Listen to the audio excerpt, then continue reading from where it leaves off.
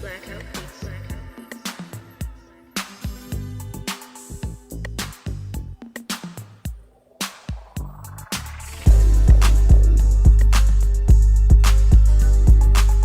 Hello, all you awesome people out there. Welcome back to Geek Visits Entertainment with me, your host, as always, Hoover. And we are back another week to get another episode of not Geek Visits. That's the name of the channel. For yet another edition of News Drop. This is episode 62. I want to say. I think that's right. Episode 62. Yeah, episode 62. Giving you the news coming here from the, pretty much at the start of October 2025. A little bit of some things maybe coming at the tail end of September. But we are here with yet another episode. Also, if you haven't noticed now, I think we've put the news drops here to every 2 weeks rather than every week. So, a little change there. So, to give myself a little more breathing room to get some of these done here. But yeah, so that's what we're gonna be going over here. News from about the end of end of September, start of October, around that time frame. That's what we're gonna be talking about here. So let's kind of go over what we're gonna be talking about here in this news today. On the film side, of course, as always, we got the box office results from the previous weekend, the current weekend, kind of. We got an update on The Devil Wears Prada 2, Mortal Kombat 3, Ocean's 14, plus a prequel. A lot of sequel news coming here on the movie front. Also, Minecraft 2, we got an update, an official confirmation for that. We got the cast of the Air Bud revival, and then guess what? More sequel news as we be talking about Five Nights at Freddy 2, and surprisingly, the Simpsons Movie 2. Then we're gonna have at the end. We're gonna talk about in memoriam section for Diane Keaton, and then on the video game section, we've got more news on Xbox. A small update on the Game Pass controversy that happened not too long ago. A veteran leaves Halo Studios. We got the brand new news on how Battlefield's opening, launch week went. Expedition 33 just hit a milestone. An update on developer Builder Rocket Boy, who created Mindseye. We got some update. We got some interesting news on that. Then we got to talk about some shitty Skate DLC and a canceled Assassin's Creed game that Ubisoft canceled. That sounded like it was gonna be pretty damn good. All right, and then on the TV section, we got a bunch of news coming from Marvel TV for New York Comic Con. A lot of stuff from New York. A lot of stuff, mostly from like trailers and things like that. New York Comic Con is happening, so we got a lot of news coming from that. Mostly all in the trailer section. So there you have. We also got our SuperBowl halftime performer announcement. Dexter Resurrections got renewed. We know when YellowJackets, my favorite show on TV that I don't watch, is coming to an end. We got a brand new Avatar Last Airbender YouTube series, a game too that we'll talk about in the trailer session too. We got some cancellations coming out of Amazon. Another Disney, not Disney, I'm sorry. Another Fox adult animated series has now gone to the void, along with so many others, as another cancellation happens. And we got an update on the Peacock Crystal Lake, Friday the 13th prequel series. And then, of course, at the very end, we got a lot of trailers to watch. So, that's everything we're going to be talking about here in the news here today. So, I ain't gonna be yapping too much, so let's just go ahead and get right into it, shall we? Starting things off, the box office news, as always. Tron Ares stumbles with a $33.5 million debut, which I'm not gonna lie, did not know this movie came out this weekend. I thought this was a December movie. I don't know why, but I completely did. So, I didn't even know this shit came out. Disney sci-fi sequel Tron Ares failed to connect in its box office debut, collecting a disappointing $33.5 million from over 4,000 North American theaters over the weekend. It is a weak start, even for a 5-decade-old franchise that's never been a commercial juggernaut. It really hasn't. The trouble is that Tron Ares carries a massive $180 million price tag, not including the many millions the studio spent on marketing. Overseas, though, Tron didn't make up much grounding at another $27 million, putting the final global tally to about $60 million through Sunday. It was targeting a debut of 45 to 50 million. It's a visual spectacle with neon hued action. PG-13 film was popular on premium large format screens with IMAX. That accounted for about 67% of the ticket sales. It has a B plus grade on CinemaScore exit polls, so the audiences are liking the movie when they're coming out of it. But it seems like it hasn't been able to expand beyond its target audience of boys and men, who made up nearly 70% of the opening weekend crowds were male, which is kind of crazy considering that, Jared Leto. And it's funny too, because I said when I seen this trailer, my whole thing is the fact that I don't know if Jared Leto is a good actor. I don't know if the man just his agent just gives him terrible roles. I don't know if it's the fact that the characters he takes, the characters and the movies he's put in, which would seem to really push him and put him over into like pop culture and pop culture status, pop culture nerd status. It just doesn't work. His whole Trump and DC. His shit with Sony and Marvel, both of those that were, if you flame out for both Marvel and DC, I don't know. And now it seems like it's also not working with Disney either, so I don't know. As a result, the final weekend tally didn't come close to matching the installment's Tron Legacy, which opened to 44 million, which is crazy because that was a flop too. Ticket sales were at least way above the original 82's Tron, which launched to 4 million, but of course cult status. Jared Leto, Greta Lee, and Evan Peters star in the newest installment, which was directed by Pirates of the Caribbean alum Joachim Roning, and topically follows who made his first contact with the AI as an invest program enters the physical world. So it was tracking well, but interest stalled during the last 10 days, and the opening dropped. Says David A. Gross, who runs a movie consulting firm, Franchise Entertainment Research. The science genre, the sci-fi genre, has always done well overseas. This is effects-driven, good guys versus bad guys storytelling, and that's understood and well liked across all cultures. It was a dispiriting weekend at the box office as two fellow newcomers, Channing Tatum's dramedy Roofman and Jennifer Lopez's musical Kiss of the Spider-Woman, what the fuck, also struggled to pack in crowds. Without a major blockbuster in October to boost grosses, overall domestic ticket sales is 4% ahead of last year. In second place, Roofman arrived on the lower end of expectations with 8 million from about 3,000 locations. Kiss of the Spider-Woman bowed far below projections at number 13 with a paltry 840,000 from 1,000 screens. Sadly, look at number L for Jennifer Lopez. Roofman was aiming for 8 to 12 million, while Kiss of Spider-Woman was targeted about $1.5 million to 3. Roofman, a start below 8 million, is hardly electrifying for something starring Tatum. However, the film costs only $19 million to produce, so not much of a financial risk. Paramount distributed Roofman. It was developed with IMAX by Miramax and a bunch of other shit. The story is about a true story about a former soldier and professional thief who escapes from prison and hides out in a Toys R Us. Reviews and word of mouth earned a B+ cinema score, and it holds at 85% on Rotten Tomatoes.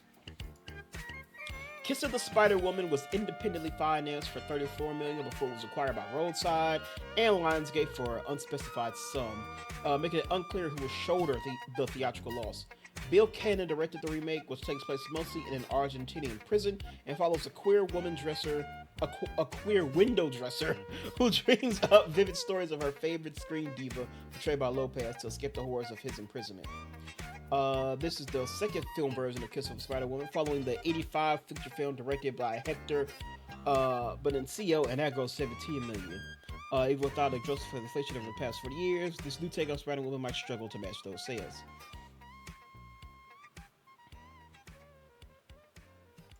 At number 6, we got Soul on Fire, was debuted to about 3 million. A+ for cinema skewers. Holdover titles otherwise rounded up the top. Third place was One Battle After Another, with 6.8 million, declining about 38% from the last weekend. So far, the film's earned $54.5 million in North America and $138 million globally. It costs above 130 million, so it needs some staying power to justify the budget. Also, we didn't talk about this because I didn't do one last weekend, but yeah, the Smashing Machine is not doing well in theaters. It's been kind of viewed as a flop in its opening weekend. It didn't do too well, and in only its second weekend, it's already fallen to 8th place. In 8th place, Dwayne Johnson's R-rated sports drama, The Smashing Machine, curated by 70% in its second weekend with just 1.7 million from 3,000 venues. The film, which cost 50 million, has grossed 10 million to date, and it's shaping up to be a major money loser for A24. Ooh. That sucks. I've been saying the whole time. I've been saying, like, hey, y'all know A24 does good shit. But hey, so even the best gotta take an L every now and then. Which is funny because I was talking about how this is Dwayne Johnson's first venture into drama. We talked about how it got like a standing ovation at, I forget which was it, the Venice Film Festival. We talked about how I got a standing ovation there, and now it's come out and it's a flop. So we'll see. If I know one thing, I know Dwayne does shit for the money. So I don't know if this will keep him in the drama or if he'll go back to what's familiar. In limited release, Luca Guadagnino's Me Too thriller After the Hunt earned about 150 million from 6 screens. Julia Roberts, Ayo Edinburgh, and Andrew Garfield star in the film about a college professor who finds herself at a personal and professional crossroads when her mentee accuses a friend and colleague of crossing the line. The true test of the film's commercial viability will come when Amazon expands After the Hunt nationwide next weekend. Okay. Another specialty title, A24 psychological drama, If I Had Legs, I'd Kick You, earned about a little under $90,000 on 4 locations in New York and LA over the weekend. Rose Byrne stars in the well-received film as a new mother whose life starts to fall apart. So there you go. That is this weekend's box office. A little disappointing. Looks like October might be a down month of the year. I don't know what other major releases in terms of movies are coming out in October. I thought this bitch was coming out in December. Does Predator Badlands come out this month? Or is that November? I don't remember. But yeah, so Tron Ares is not off to a good start. Which I'm not surprised. Like I said, I didn't even know that bitch was releasing in early October. I thought it was in December. But we'll see. Like they said, also the Tron movies tend to not do very well. I remember Tron Legacy was a pretty big flop when it released back in the day, but that motherfucker made more opening weekend than this did. So we shall see. We shall see in 2 weeks with another box office report. All right, next up, we got Lady Gaga is joining the Denver World's Prada sequel. Reps for the studio declined to comment, but word of Gaga's casting spread when photos of her on set began circulating. The movie was first announced in July of 2024. I believe we covered that. The sequel sees core cast members Meryl Streep, Anne Hathaway, Emily Blunt, and Stanley Tucci all returning. It's based on Lauren Weisberger's 2003 novel of the same name. Original film followed Andy Sachs, a journalism graduate. She moved to LA and lands a very demanding job as junior assistant to Miranda Priestley, who was Streep, editor-in-chief of a high fashion magazine, and is slated to release on May 1st of 2026. Sequel is expected to examine Priestley's perspective as she faces the decline of the print industry. I was literally going to mention that before that part came up. I was like, I wonder what they're going to do for the sequel, as like magazines and print media aren't really a viable thing anymore. So I was about to say that. So I'm interested. So they're out there tackling it for the movie itself. Production kicked off on the sequel in June. Here's a bunch of names of fucking, other people. Other people. Tracy Thomas and Tibor Philman reprised their role from the first film. Kenneth Branagh, Simone Ashley, Lucy Liu, Justin Theroux, BJ Novak, Pauline Chalamet, Rachel Bloom, and Patrick Bramell are all aboard in new roles. David Frankel has returned to direct with a script by Ashley Brosh McKinnon, with Wendy Feinerman and Karen Rossfelt producing. Busy year for Gaga, who released her album Mayhem in March, hosted Saturday Night Live in the same month. She's headlining Coachella, kicking off her global tour in July. She's seen in the second season of Wednesday. That's right. So there you go. Next little update. Mortal Kombat 3 has been greenlit as director and cast talk sequel expectations and delay at the New York Comic-Con. The team behind Mortal Kombat 3 appears Saturday night to talk about the sequel's blockbuster energy and IMAX release, while revealing a third installment is already in the works. The screenwriter, J.B. Slater, revealed that New Line and Warner Brothers have already greenlit the next film at the end of the sequel's Saturday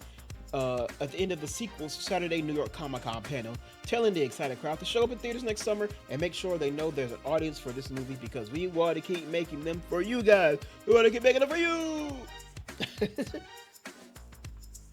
Slater was on hand Saturday alongside director Simon McQuoid, I don't know, and members Carl Urban, Adeline Rudolph, Tati Gabrielle, and Martin Ford, where they talked sequel delays and what fans can expect out of the next chapter. The director, who took the question about the movie release shift from October to May of 2026, said the sequel was delayed as a result of being a victim of our own success. What the fuck does that mean? Every time people have seen this movie, it's gained momentum. The director continued, we've created a massive blockbuster, so I think we should all be proud of the fact that Mortal Kombat 2 and the franchise itself is going to kick off next year. Yes, we have to wait, but it's going to feel massive when it comes out. I'm very interested to see what the box office for this movie is going to be. Because the first one, because of COVID, the first one released exclusively on Max. It was okay.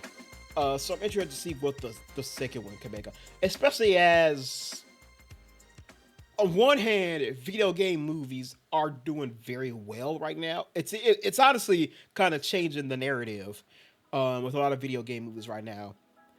So you got that. Then in the middle, you also have the fact that because they've been so successful, it is in a little bit of a boom period right now. Like the bubble's growing, and so many video games are getting these movies or TV adaptations that there's gonna be so many of them. Eventually, because there's so many, the quality is gonna drop.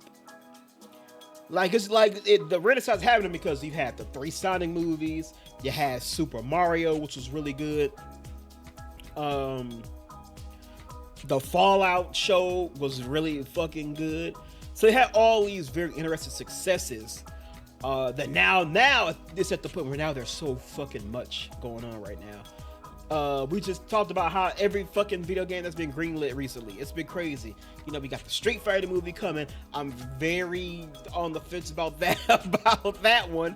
What fucking Sydney Sweetie and fucking the fucking Transformers nigga. I can't remember his name. They doing a movie about, I don't know, some taxi. You got like a Far Cry thing being in development. Just like a bunch of video games that are like getting adapted. So it's weird. And then also, the third thing is Mortal Kombat is a little bit on the downswing right now too. The last game didn't work out too well. So I'm interested to see what this is how much this is gonna make, if it's gonna be successful or not. The panel kicked off with some behind-the-scenes feature featuring members of the cast, teasing the fatalities and flawless victories, a massive scale before promising a sequel that is bigger in every way possible. Before McCoy began addressing the blockbuster sequel that Slater noted heavily centers around Johnny Cage and Katana. The goal was, after the first one came out, really to make Mortal Kombat 2 feel like a full-length feature version of the tone we created in the opening of Mortal Kombat 1.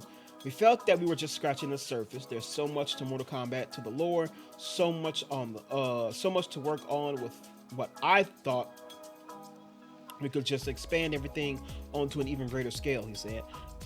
It was about pushing the boundaries with everything. I wanted to have much more emotion with the characters, so there was much more highs and lower lows. I wanted us to journey through all of the realms and different places, levels, and environments you can go in Mortal Kombat. I wanted us to spread more time in those places and to be able to use the treasure trove of the characters over the years. In terms of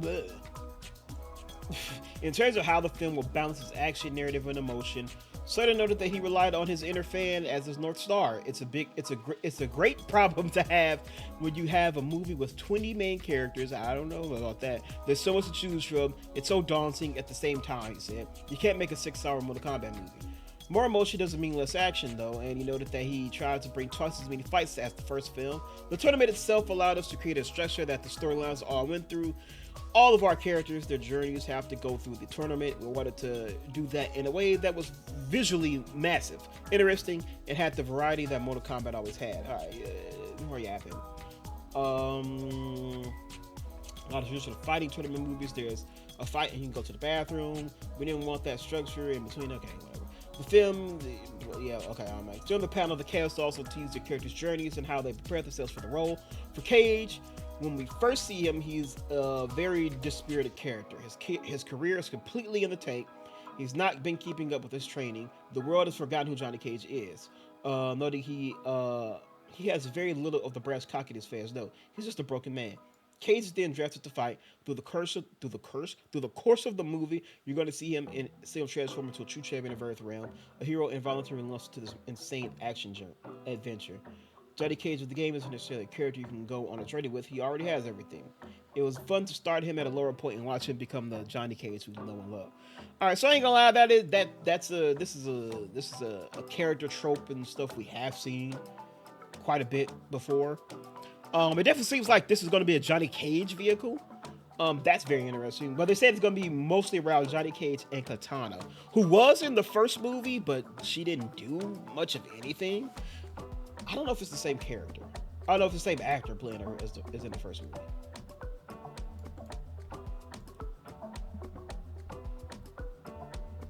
No, this is a whole different character. This is a whole different actress, I believe. Because the one in the first one was a black chick. Oh no, I'm my dumbass. I'm thinking of Melina. My dumbass. Yeah, that's interesting.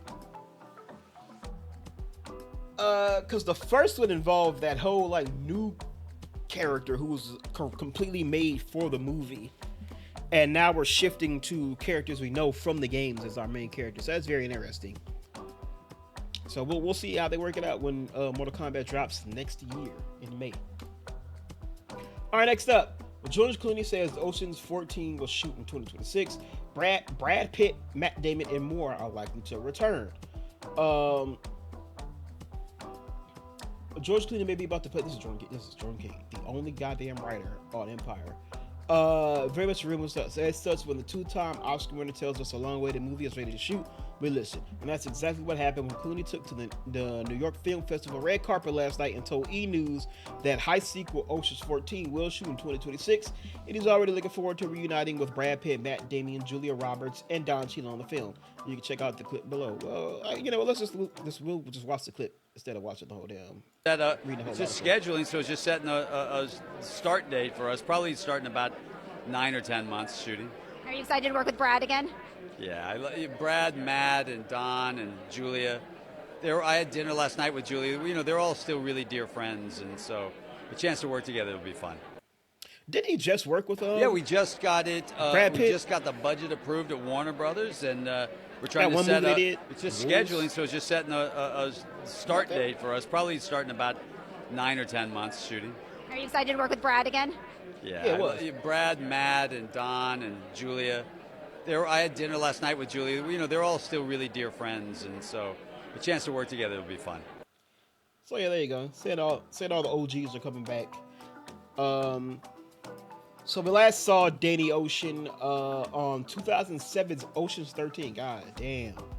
Like he just said, now at this point, nothing official has come from Warner Brothers to confirm the plans to make Ocean's 14, or indeed who may return. The franchise's first entry since the all-women spin-off Ocean's 8 back in 2018. So take everything Clooney says with a grain of salt or two, but with David Leitch reportedly ready to take up the directorial hot seat from Steven Soderbergh, Clooney ready to go all in with the movie star pals on a going-in style aging heist caper. Danny Ocean in the gang won't need any elaboracy. Look at this. Nothing's official, but him saying them all coming back. you know, we'll have to wait and see. But it seems like I said, they just got the budget done, so now they're just working on scheduling, but they hope to shoot sometime next year. So that's good news. But that's not the only Ocean's news we got, as we also got the fact that Bradley Cooper is eyeing Ocean's prequel at Warner Brothers, starring Margot Robbie. After landing Twister's director Lee Isaac Chung to direct, WB is now in line to land another high-profile talent to star opposite Margot Robbie in its Ocean's prequel. While the deals are closed, Bradley Cooper is in negotiations to star in the prequel Chung is directing and Robbie is starring. Lucky Chap is producing. Cooper has been close with Robbie over the years and always wanted to work together, and this seemed the perfect opportunity. After a meeting with Chung, Cooper was on board. The film is set to start shooting next year. In a true Ocean's fashion, the plot is locked in the vault, other than it being a prequel. The current screenplay is by Kerry Solomon and based on characters played by George Clooney, Clayton Johnson, and Jack Golden Russell. Cooper has strong ties to the studio where his current production deal is set up. He also has his Bullet movie in development at WB that Steven Spielberg directed, has him starring. So you know, next year might be a pretty big year for Oceans. We might have 2 Oceans projects shooting in the year. So there you go. All right, so we got some sequel news here. Minecraft 2 movie is officially in the works. It's set for a summer 2027 release. Jordan King, I missed you. It's just been one article already. So this is the post that Minecraft built. that Minecraft posted on social media, confirming that Minecraft 2 is coming to theaters July. They're aiming for July 23rd of 2027. Yeah, so we'll have to see how that goes. Hopefully, we won't have another goddamn chicken jockey moment. But the first one did make like $1 billion fucking dollars, despite the fact that the reviews said it wasn't good, but it made money. It was Minecraft, so it's very interesting to see if the sequel has as much success as the first.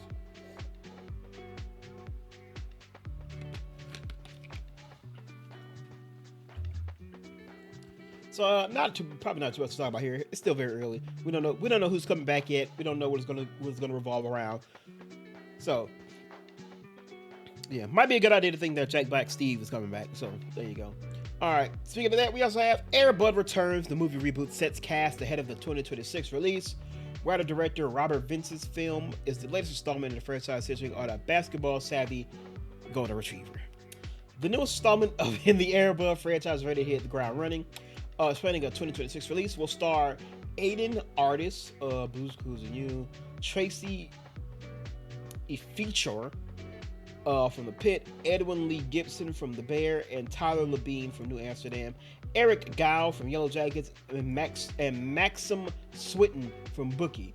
Hollywood Reporter learned exclusively. Production is currently underway on writer-director Robert Vince's sports film that continues the legacy of the 97 original Air Bud.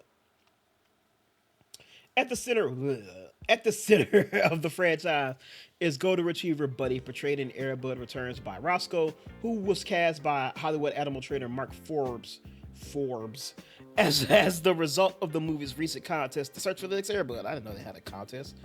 Golden Retrievers Charlie and Summer will double as Buddy and key basketball and stunt sequences. The forthcoming project hails from the Cineverse and Air Bud Entertainment. So it focuses on a 12-year-old Jacob, an aspiring basketball player, coping with the recent loss of his dad. After he and his mom moved to his dad's childhood home in Fernville, Jacob discovers a VCH tape of his dad playing basketball on the same court as a hoop-shooting Golden Retriever. Soon, Jacob begins his own adventure with a neglected Golden Retriever that he names Buddy. So it's like a meta thing where, like, well, not a meta thing. It's just it exists in the whole thing. Also, I ain't even gonna say it. Standing in for the franchise's original hometown of Fanbird is Fort Langley, British Columbia. Production recently commits. Vince helms a new feature after creating the Air Bud franchise and producing all 14 titles. God damn. All right, y'all get it. More stuff. So we got the cast for Air Bud. You know, it's a movie about a dog playing basketball. We ain't gotta focus too much on the productions and all that shit. But we have the cast for it. So I figured we'd continue this talking about it. Mom's a baddie though. Black Queen right there. All right, next up, Megan Fox joins Five Nights at Freddy's Toy Chica. There Next up, I talked too much about that one. The Simpsons movie sequel sets summer 2027 release date. Homer, Marge, Bart, Lisa, and Maggie will return to the big screen after a 20-year hiatus. This shit made me feel old as fuck. Has it been 20 goddamn years since the first one? Has it really? Hold on. That came out in... That shit didn't drop in no fucking 2005. That shit was like... Hold on. Oh shit, that bitch came out. That bitch came out that shit came out in 2007? What the fuck? I swore this shit came out in the 2010s. Damn. God damn, I feel old now. Alright. A sequel to the Simpsons movie is officially in the works at Disney's 20th Century and slated to release in theaters on July 23rd. 27. The film has taken the place of an untitled Marvel project, which has been removed from the studio's schedule. In terms of Disney's Marvel Cinematic Universe, there will no longer be a comic book movie installment between Doomsday and Secret Wars. Damn, really? No, I've been saying that makes sense because, like, if there was going to be something there, that shit would have needed to start shooting pretty goddamn soon. Like, I heard reports like, oh, maybe it was fucking Doctor Strange 3 or, what's our boy's name? Shang-Chi 2. But I'm like, if it's any of those, them motherfuckers need to move ahead and, like, need to start shooting, need to start production quick. So that means we're going to get Spider-Man and then Avengers Doomsday. No, wait, is it Spider-Man between Doomsday and Secret Wars now? No, it's before it now. It's before. It was. But then Doomsday got moved, and now it's after. Okay, yeah. So we got Spider-Man and Doomsday next year, and then nothing until December of 2027 with Secret Wars. Damn. Alright, but we ain't here to talk about Marvel. Having confirmed any plot details for the Simpsons follow-up, but shared the poster on Instagram which features the signature pink donut and the tagline "Homer's back for seconds." And then the two sprinkles on the donut. It's kind of crazy because I swear when the movie came out, at first they was like, Matt Groening was like, I'm not making a movie unless The Simpsons is over. I think you said that before. Then they did the movie and they expressed how it was so fucking difficult and stressful to do the movie while they were also still doing the show. And it might have been after that where he said, if we do another movie, we're not doing it until The Simpsons is over. And well, here we are, and they're doing another one. So, as we all know, The Simpsons is the longest running animated series and sitcom on TV right now. It's been renewed for its 40th season, and that's going to air between 2028 and 2029. We already know what The Simpsons is. A feature film titled The Simpsons Movie was released in July of 2007. God damn. It was a massive commercial success, earning $536 million at the global box office against a $75 million budget. God damn. Directed by veteran David Silverman, the movie saw Springfield become confined under a massive glass dome after Homer accidentally polluted the town's lake. The sequel has been in talks for years, but nothing has come to fruition until now. After dozens of seasons and one movie since the show's inception in '89, Matt Selma says that streaming has helped the series not only remain relevant in the cultural conversation, but also gain new fans. Now, instead of kids watching it on local TV in the afternoon, they can just watch it all day, all the time, all day, all forever. Being on Disney Plus has been somewhat rejuvenating for us. Not that we realize we need rejuvenation, but we appreciate it. That's interesting. I never thought about how it being on streaming services now, because that's a common thing, how an older show will go on a streaming service and it'll find new life. But what if, like, the older show is a show that's still on TV? Maybe that's why the shit got renewed for 40 damn seasons. All right, now we got to talk about, let's look on screen. This is kind of this is a small text article. All right, now we got to talk about something a little bit more serious. As Diane Keaton, Keaton, Oscar-winning star of The Godfather and Father of the Bride, has passed away at 79. She's one of the most iconic stars in the 70s and beyond. Oscar winner in 1977 for Annie Hall. She starred in a litany of memorable films, including The Godfather, Looking for Mr. Goodbar, Baby Boom, Father of the Bride, and Something's Gotta Give. She was born Diane Hall on January 5th of 1946 in L.A. Took her stage name from her mother's last name, as there was already a Diane Hall in the Actors Union. She began acting in high school and studied drama at the neighborhood's Playhouse in New York City. After acting in a Broadway production of Hair, she won a part in Willie Allen's stage play Play It Again, Sam. Kicked off a long and fruitful working relationship with Allen. She made her film debut in the romantic comedy Lovers and Other Strangers, which got the attention of Francis Ford Coppola, who cast her in The Godfather as Kay Adams, mafia wife Kay Adams. An enormous and critical commercial hit, as we all know. It was her breakout role, and she came back in the sequels, and decades later, even in the 1990s Godfather Part 3. Dun, dun, dun, dun, dun, dun. Let's talk about her a little bit in the 70s. In the 70s, she became Woody Allen's muse both professionally and romantically. Starred in Sleeper, Love and Death, and Manhattan. At the height of the film, she also starred in Annie Hall, which is many believed to be an autobiographical account of Allen's relationship with the charming bohemian Keaton. The film won Best Picture at the Oscars, and Keaton took home Best Actress for the role. Other things she had was Looking for Mr. Goodbar, Reds, Crime of Hearts. Her career slumped a little bit in the 80s, but she had a hit with romantic comedy Baby Boom, in which she played a workaholic yuppie who unexpectedly inherits an infant cousin. Comedy would prove to be a strong point for her going forward in the 90s, as she also did Father of the Bride and First Wives Club. She also had another Oscar nod for age drama Marvin's Room. She began working on the other side of the camera as director, when she directed Wildflower, Unstrong Heroes, and Hanging Up, which she also starred in. She also directed for TV in an episode of Twin Peaks. Her fourth and final Oscar nomination came for the comedy Something's Gotta Give. Big critical and commercial hit. Led to a number of roles starring in comedies for her final years, like The Morning Glory Book Club and its prequel Palms, and Maybe I Do. Her final performance came in 2024 comedy Summer Camp. She is survived by her 2 children, and we send her condolences to her friends and family. So yes, so rest in peace to Diane Keaton.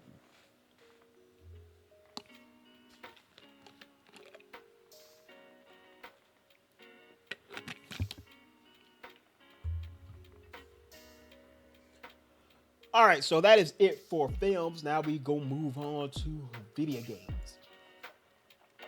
So, we have some bad news for Xbox.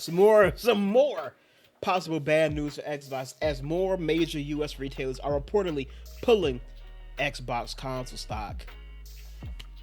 Even more stateside retailers have started pulling their Xbox console inventory. The purported turn of events signaled further trouble for Microsoft embattled Xbox hardware division. We know Costco scrubbed the entire Xbox section, and the retailer's physical stores marked down their remaining Xbox consoles significantly in an apparent move to clear out their inventory. Subsequent consumer reports indicated the effort was global, spanning not only U.S. Costco's, but also in the UK, New Zealand, and other countries. The trend is now said to be continuing with multiple other major retailers. Target reportedly started removing its Xbox sections in certain stores. Thank you. Xbox already talking about it. Like, hey, Little Nightmares 3 is out. Yeah, okay, thank you. Okay, get the fuck out of here. Its Xbox section in certain stores during the week of October 6th, according to testimonies from Reddit users, who both self-described as Target employees, chiming in on this alleged development. Reddit user SpaceFox said that the Walmart they work for is also planning to ditch its entire Xbox section following an ongoing store remodel. Those reports and words are aligned within days of Sam's Club beginning an Xbox console. Oh yeah, that was right. Yeah, Sam's Club was following too. I mentioned that too, that Sam's Club was kind of following suit. But yeah, so here it is. This is the Target section. They moved the whole damn display out. They put the whole motherfucking display on the pallet.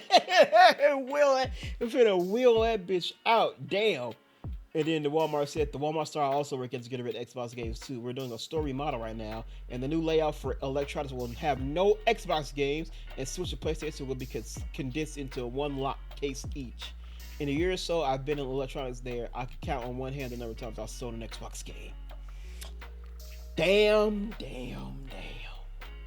And this was the Sam's Club article too, that the Sam's Club was reportedly getting rid of it too. Here's the Sam's Club post. Clearance, they were selling for a ship for $240, less than that.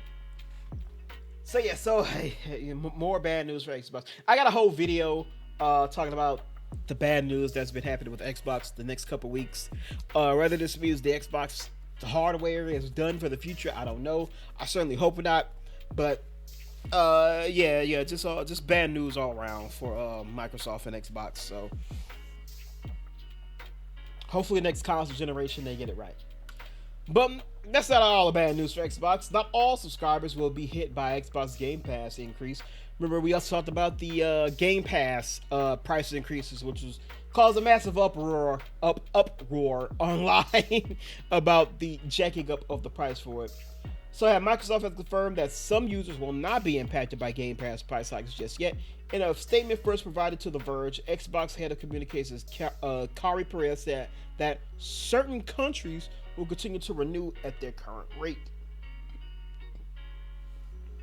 Our recent Game Pass update remains unchanged, he said. Current subscribers in certain countries will continue renewing at their existing price for now, in line with local requirements. We'll provide advance notice before price adjustments take effect in these countries. Perez gave details regarding which countries won't see an increase. However, what's clear is that this is only a temporary stay before the price jumps. The same statement was then provided to Insider Gaming from a different Microsoft spokesperson. So this is the original. On October 1st, Microsoft announced that it was raising the prices of Game Pass Ultimate by 50%. Now, less than a week later, news is coming out that not all subscribers will be subject to the increase. According to an email sent out to Xbox Game Pass members within the EU and other countries, the price increased from £8 to £28. I don't know, that's euros, I say pounds. Will be for new members and those who don't have the auto renewal enabled. So pretty much, if you're new, you gotta pay it.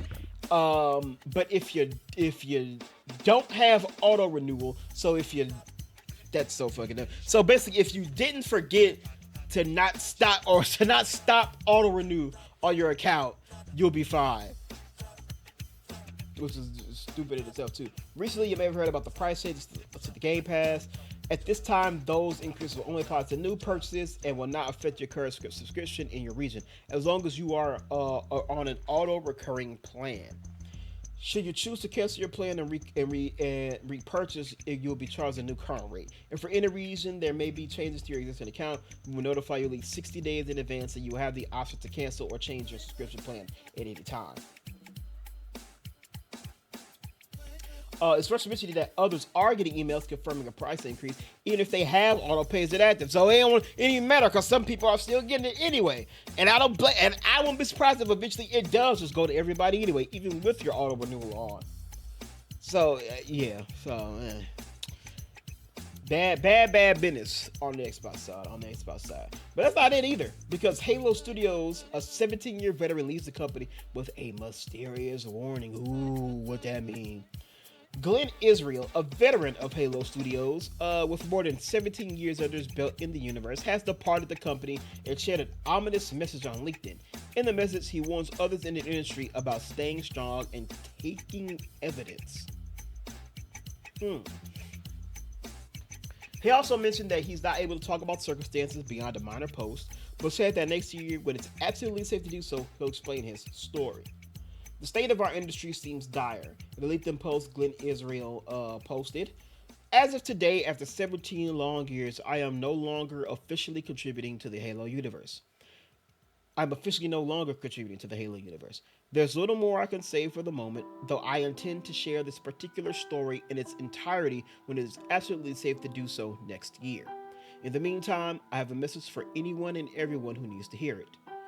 I know that the state of our industry seems dire, but never forget that you are free to choose. No illusion of security, no promise of wealth or fame or power is worth trading away your health, your dignity, your ethics, or values. and no one can force you to. Stay strong, take evidence when necessary, and find where you belong. As always, I'll be here if you need to talk. So it's clear that he signed an NDA, so he can't talk right now. Sounds to me like this man talking about. Sounds to me this is sounds like another issue of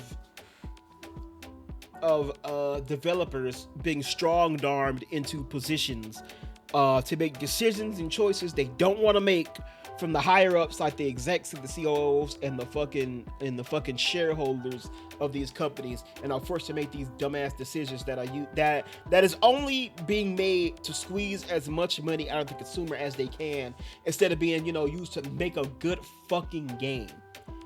That's what I'm interpreting his post as. But well, I guess we'll find out next year when we can talk about it. We can talk about it in full.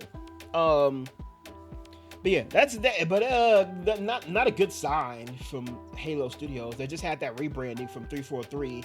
But they've been fucking up the Halo franchise ever since they got it. So to lose somebody with that experience is a shitty one.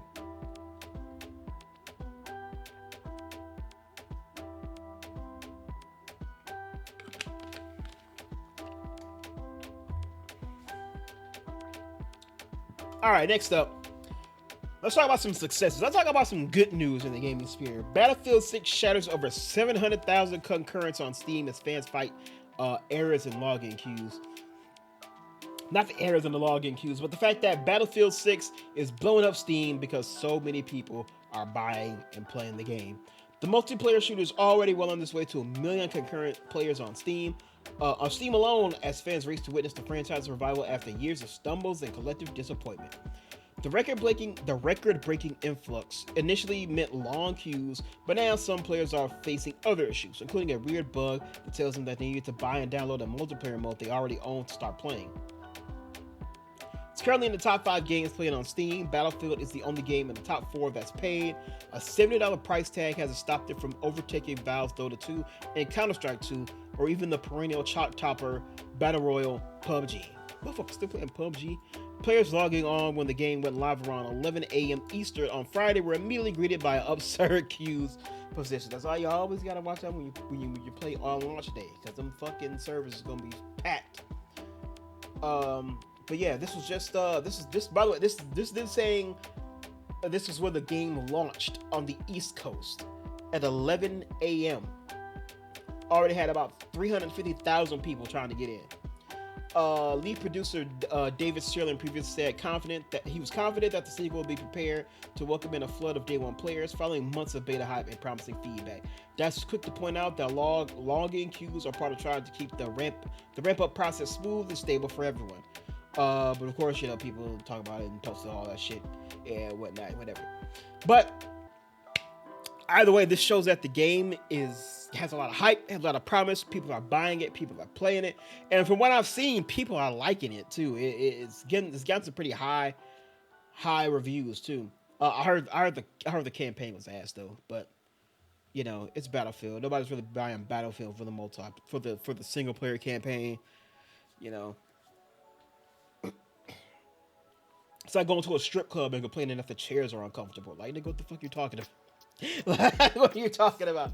But yeah, I'm talking about some good news. It's good for them. I played like one day of the beta for like 3 hours, but I did like what I was playing. It was pretty fun. But as I ain't got no friends, it was good. Really no point in buying it right now. So there you go. All right, let's go to some more positive news. Claire Obscure's Expedition 33 surpasses 5 million copies sold. And with that, they announced that there's going to be some free content updates on the way. Has achieved 5 million copies sold since launching on April 24th. To celebrate, developer Sandfall Interactive has announced a new update is in the works for the hit RPG. This update is currently in development and will be free to all players. It will add new features, the most significant of which is the brand new environment filled with new enemies and other surprises. Fans can also expect new boss battles designed to challenge late game players. The update will introduce quality of life improvements such as new text, UI localizations in a bunch of languages. Sandfall promises other surprises will be part of the update, which currently has no release window. It's available on PS5, Xbox Series, and PC. The game is among our favorites of the year, and to me is the definite front runner for game of the year right now. Like, I can see some other ones possibly challenging. What's the fuck? Goddamn! What's the game that just recently came out that was actually pretty good? I don't remember. Well, apparently wasn't that good because I don't fucking remember. Yeah. Oh, Ghost of Yotei. That's what I was thinking of. Ghost of Yotei, Death Stranding 2, Kingdom Come Deliverance had a lot of hype when it dropped early this year. I feel like I'm missing one more. I don't know.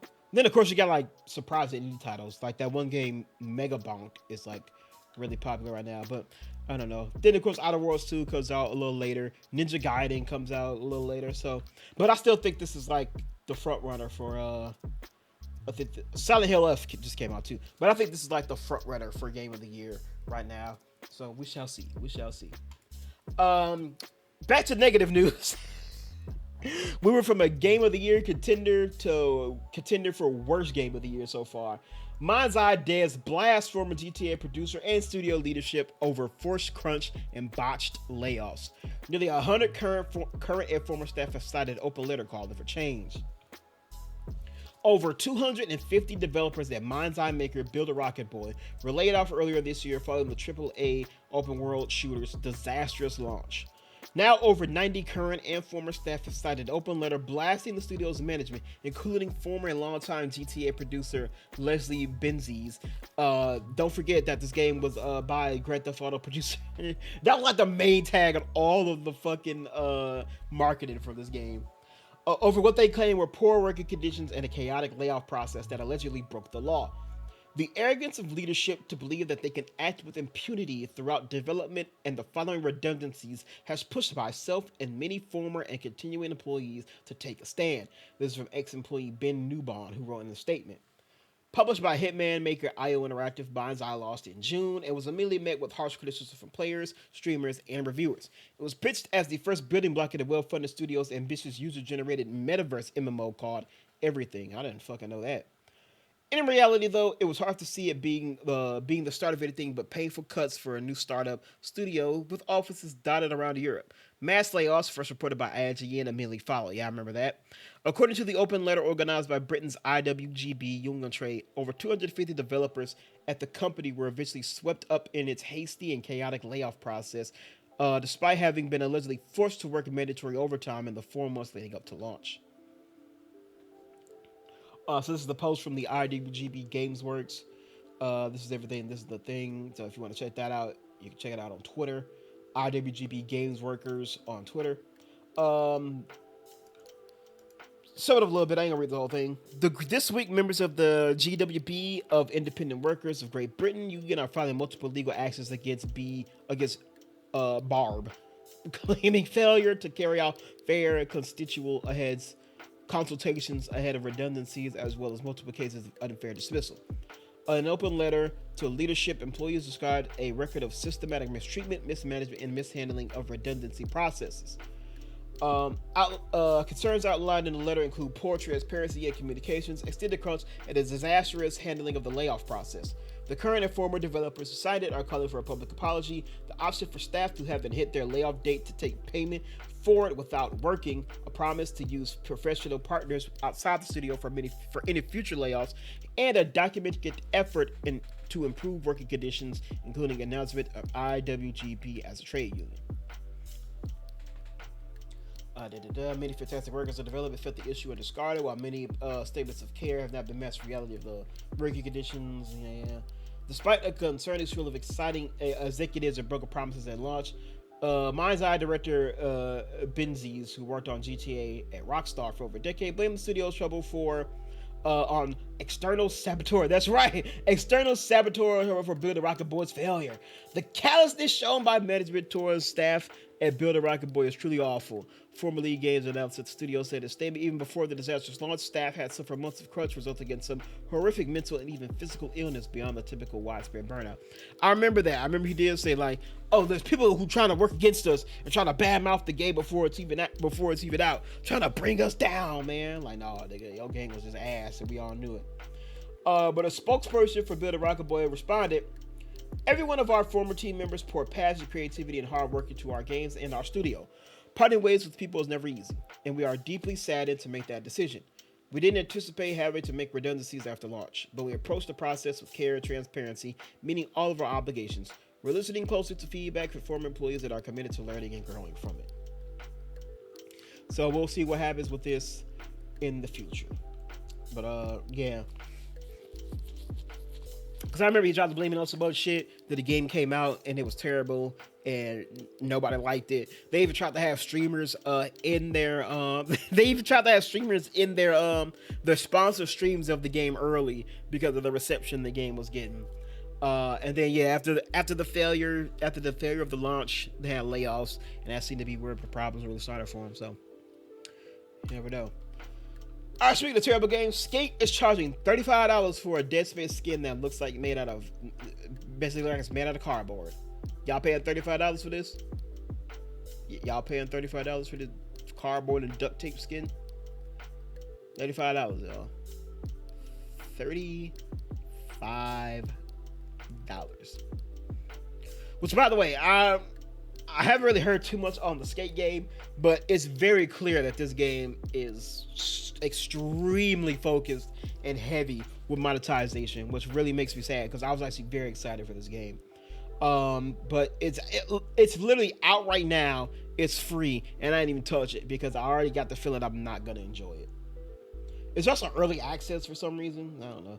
Skateboarding games are a hell of a good time, and EA's recent Skate free-to-play titles aiming to reboot the one shared franchise.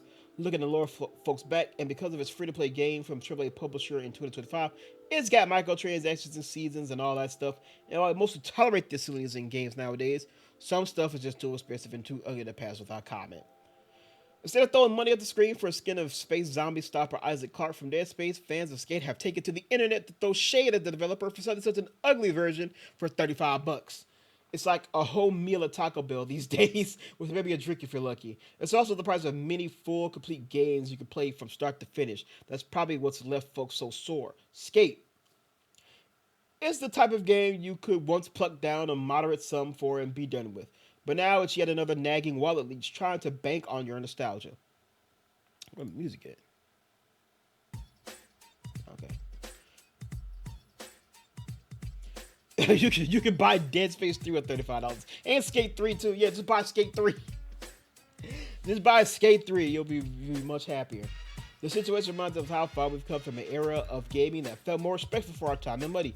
One fan over at the r/Skate EA points out that 2010 Skate 3 had an Isaac Clarke skin, but it was free and seemed more faithful to the character's appearance in the original game. Here's the damn skin for fucking Skate 3. That actually looks like Isaac Clarke versus this shit. 2025, everybody. It's a real shame, as Skate looks like a good time otherwise, full of all the crazy stuff we've never been able to do in real life on a skateboard.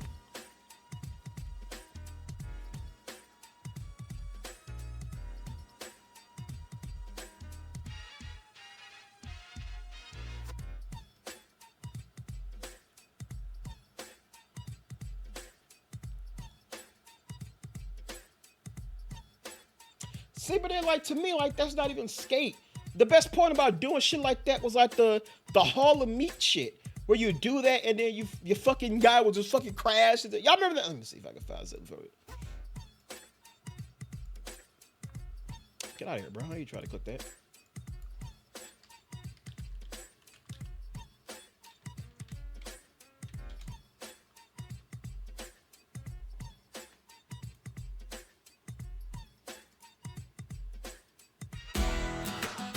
For nearly 50 years, Harbor Freight has been a reliable...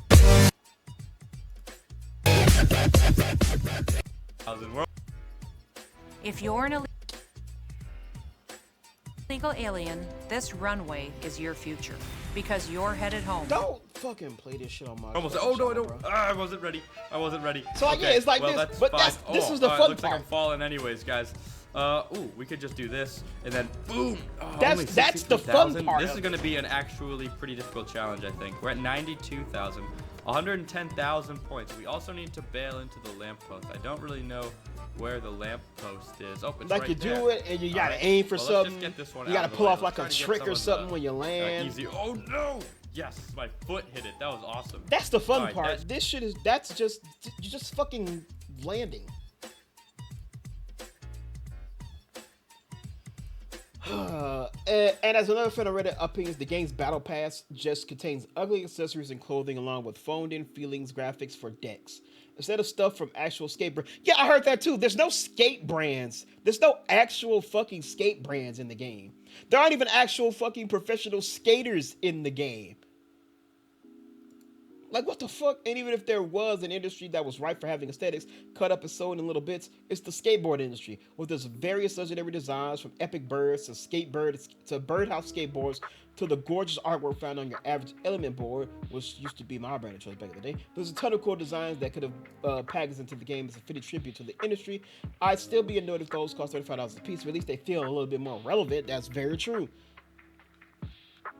So yeah, I don't know. It's just every time I hear and see and hear something about this game, it just feels like it's not skate. It just feels like it has a skate name, but it's just meant to be a fucking live service microtransaction store. I heard the city don't even got much going on in it, but maybe I have to play it for myself, and we'll see.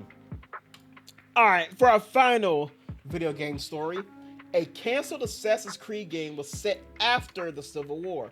A report has outlined details about a now canceled Assassin's Creed game that was developed and was set to take place after the Civil War. According to game files, a post-Civil War Assassin's Creed was in development at one point but was ultimately canceled. With countless entries spread in multiple areas and historical action games have been a staple for Ubisoft fans, the latest entry, Shadows, finally released after a lot of delays and some controversy regarding one of its characters, Yasuke. While it has subsided, it may have led to a new entry being scrapped together. They revealed that at one point, a title set post-Civil War was in development. The game will have a former slave protagonist who returns to the South to confront the rise of the Ku Klux Klan. Development was progressing well, and the team seemed pleased with the project. Unfortunately, some sources infirmed GameFile that it ceased development due to several reasons. Key among them was the backlash of Shadow's Yasuke and the political climate of the United States at the time. For those familiar with Insider's Games coverage, you'll be aware that we have extensively covered Assassin's Creed franchise and its future releases, although not mentioned by Totilo. I confirm that this project was known as Project Scarlet, so that goes to show that it was real. It's heavy implications that this shit was real. The game was canceled following backlash over Shadow's Yasuke. Still, before then, it was slated to be the next mainline RPG for the franchise, releasing in 2028, fiscal year 2028, which will start in September of next year. Of 2027. And so they did it because of Yasuke, because when they announced they were doing Shadows and asked that one character was a black man, everybody got up in their ass about having a black man in feudal Japan era, even though historically there was not a lot of written history back then. There is evidence to show that Yasuke was indeed a real person. But everybody wanted to claim that it was because of historical accuracy, but we all know what the fuck they was talking about. And of course they canceled it because, you made a fucking black man in my Assassin's Creed? No, thank you, everybody said. And then we said, why don't you want a black man in your fucking Assassin's Creed? They go, it's because it's not historically accurate. But here we go. We got a historically accurate game right here. You can't deny this shit. You can't deny the fucking Civil War. And what are the core reasons of the fucking Civil War happening was, can't deny the creation of the Ku Klux Klan. It's a real fucking thing. But no, and this shit sounds dope. This is some shit. This is shit that would have immediately got me interested in Assassin's Creed again. Okay, I haven't fucked with Assassin's Creed really since 3. Since they killed my boy Desmond, and I ain't fucked with Assassin's Creed really since. I did play Origins because they got it for like super cheap. I played it, It was pretty good. Also, it was in Egypt, so no, I thought that was pretty dope. It was pretty cool. I enjoyed it. The change was definitely a shock going from playing the original Assassin's Creed to playing the new RPG style they got going. But I enjoyed it a little bit. I was slightly interested because it ended with a slight tease of the next one, which is Odyssey. Because because Bayek's wife was going to Greece to expand the Assassin's Order there. And then I knew Odyssey was the next game. I was like, oh shit, that's pretty cool. But then I learned that it didn't actually continue on that storyline from there. So I was a lot less interested. But this shit would have been very, very cool. And the reception online from everybody, from all colors and everything, has been positive from what I've seen about this game. And the worst thing about this is that them canceling it just kind of shows that the fucking people on that side, the fucking go woke, go brokies, you kind of caved into them. Of course, you were too far in development with Shadows to actually do anything to change that. And they released that. But them canceling this behind closed doors because of the reception for that, it's lame. It's lame as fuck. I think even Ralph Ensign, who voiced a character from Assassin's Creed 4, he was pissed off. He's the guy who played Galactus in the Fantastic Four First Steps. Even he was pissed off about it.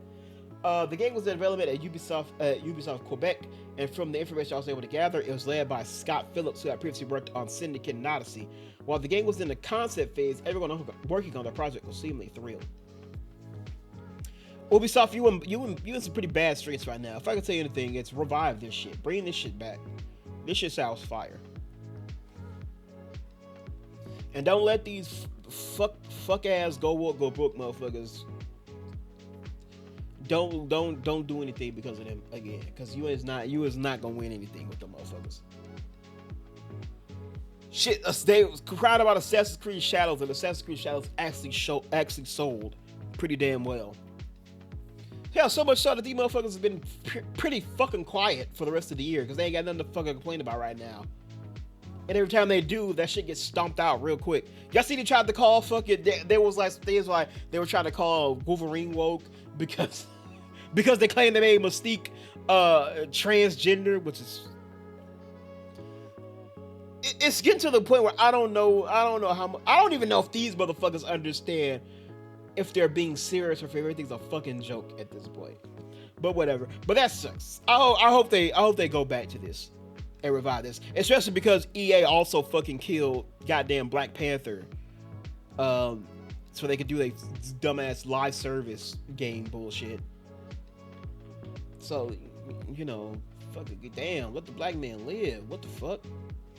But alright, that's it for video games. Now we move into television. Speaking of the black man.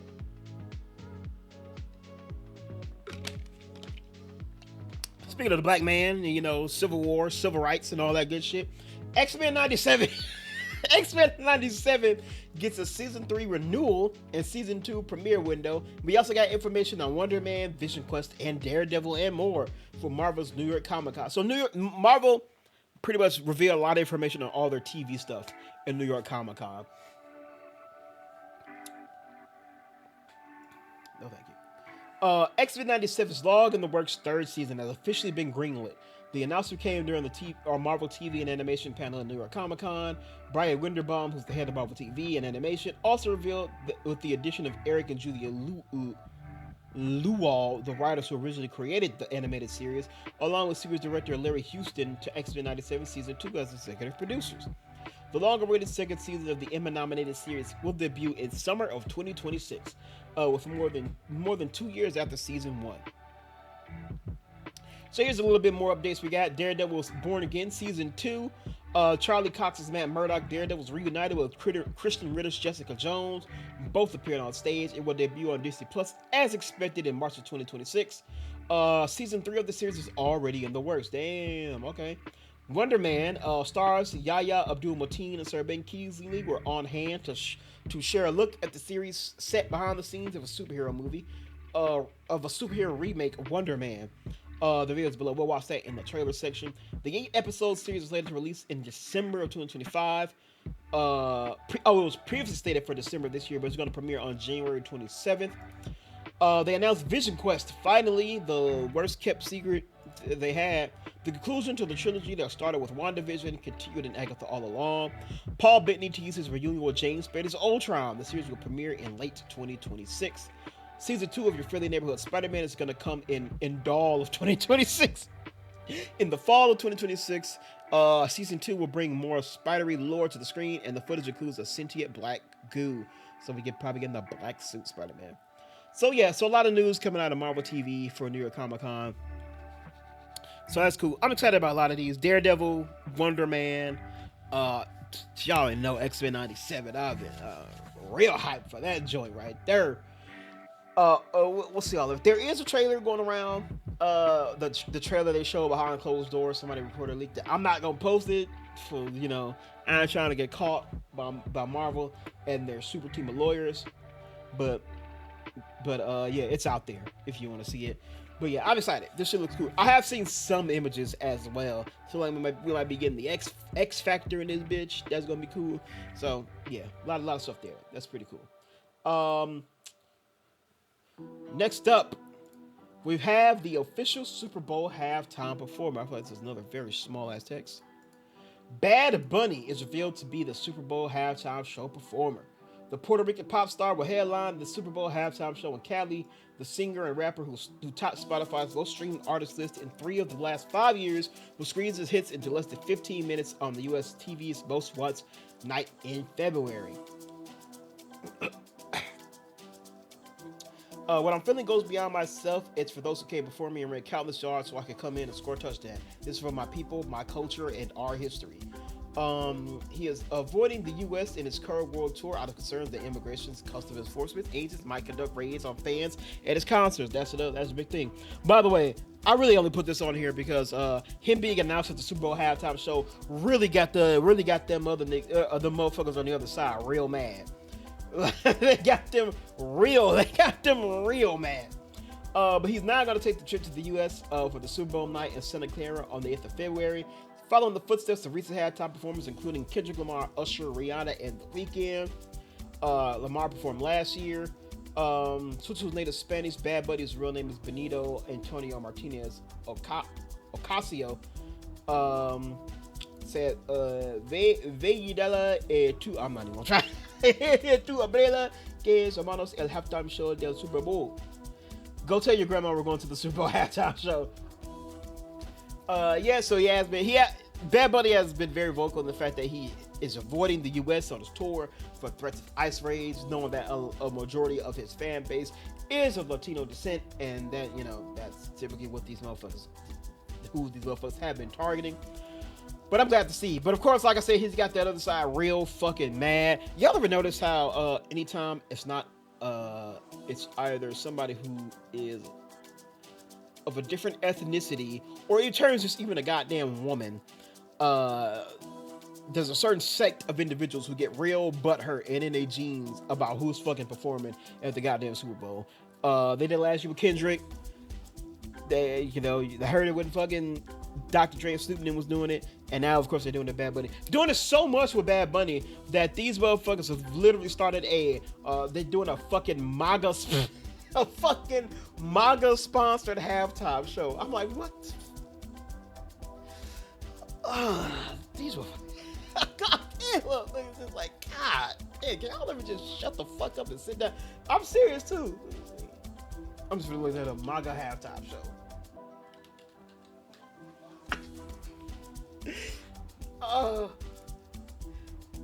Yeah, that's the MAGA alternative halftime show.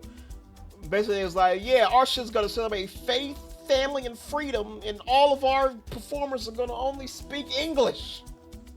Like, oh, that's why y'all doing it, huh? That's why y'all doing it. Okay, cool.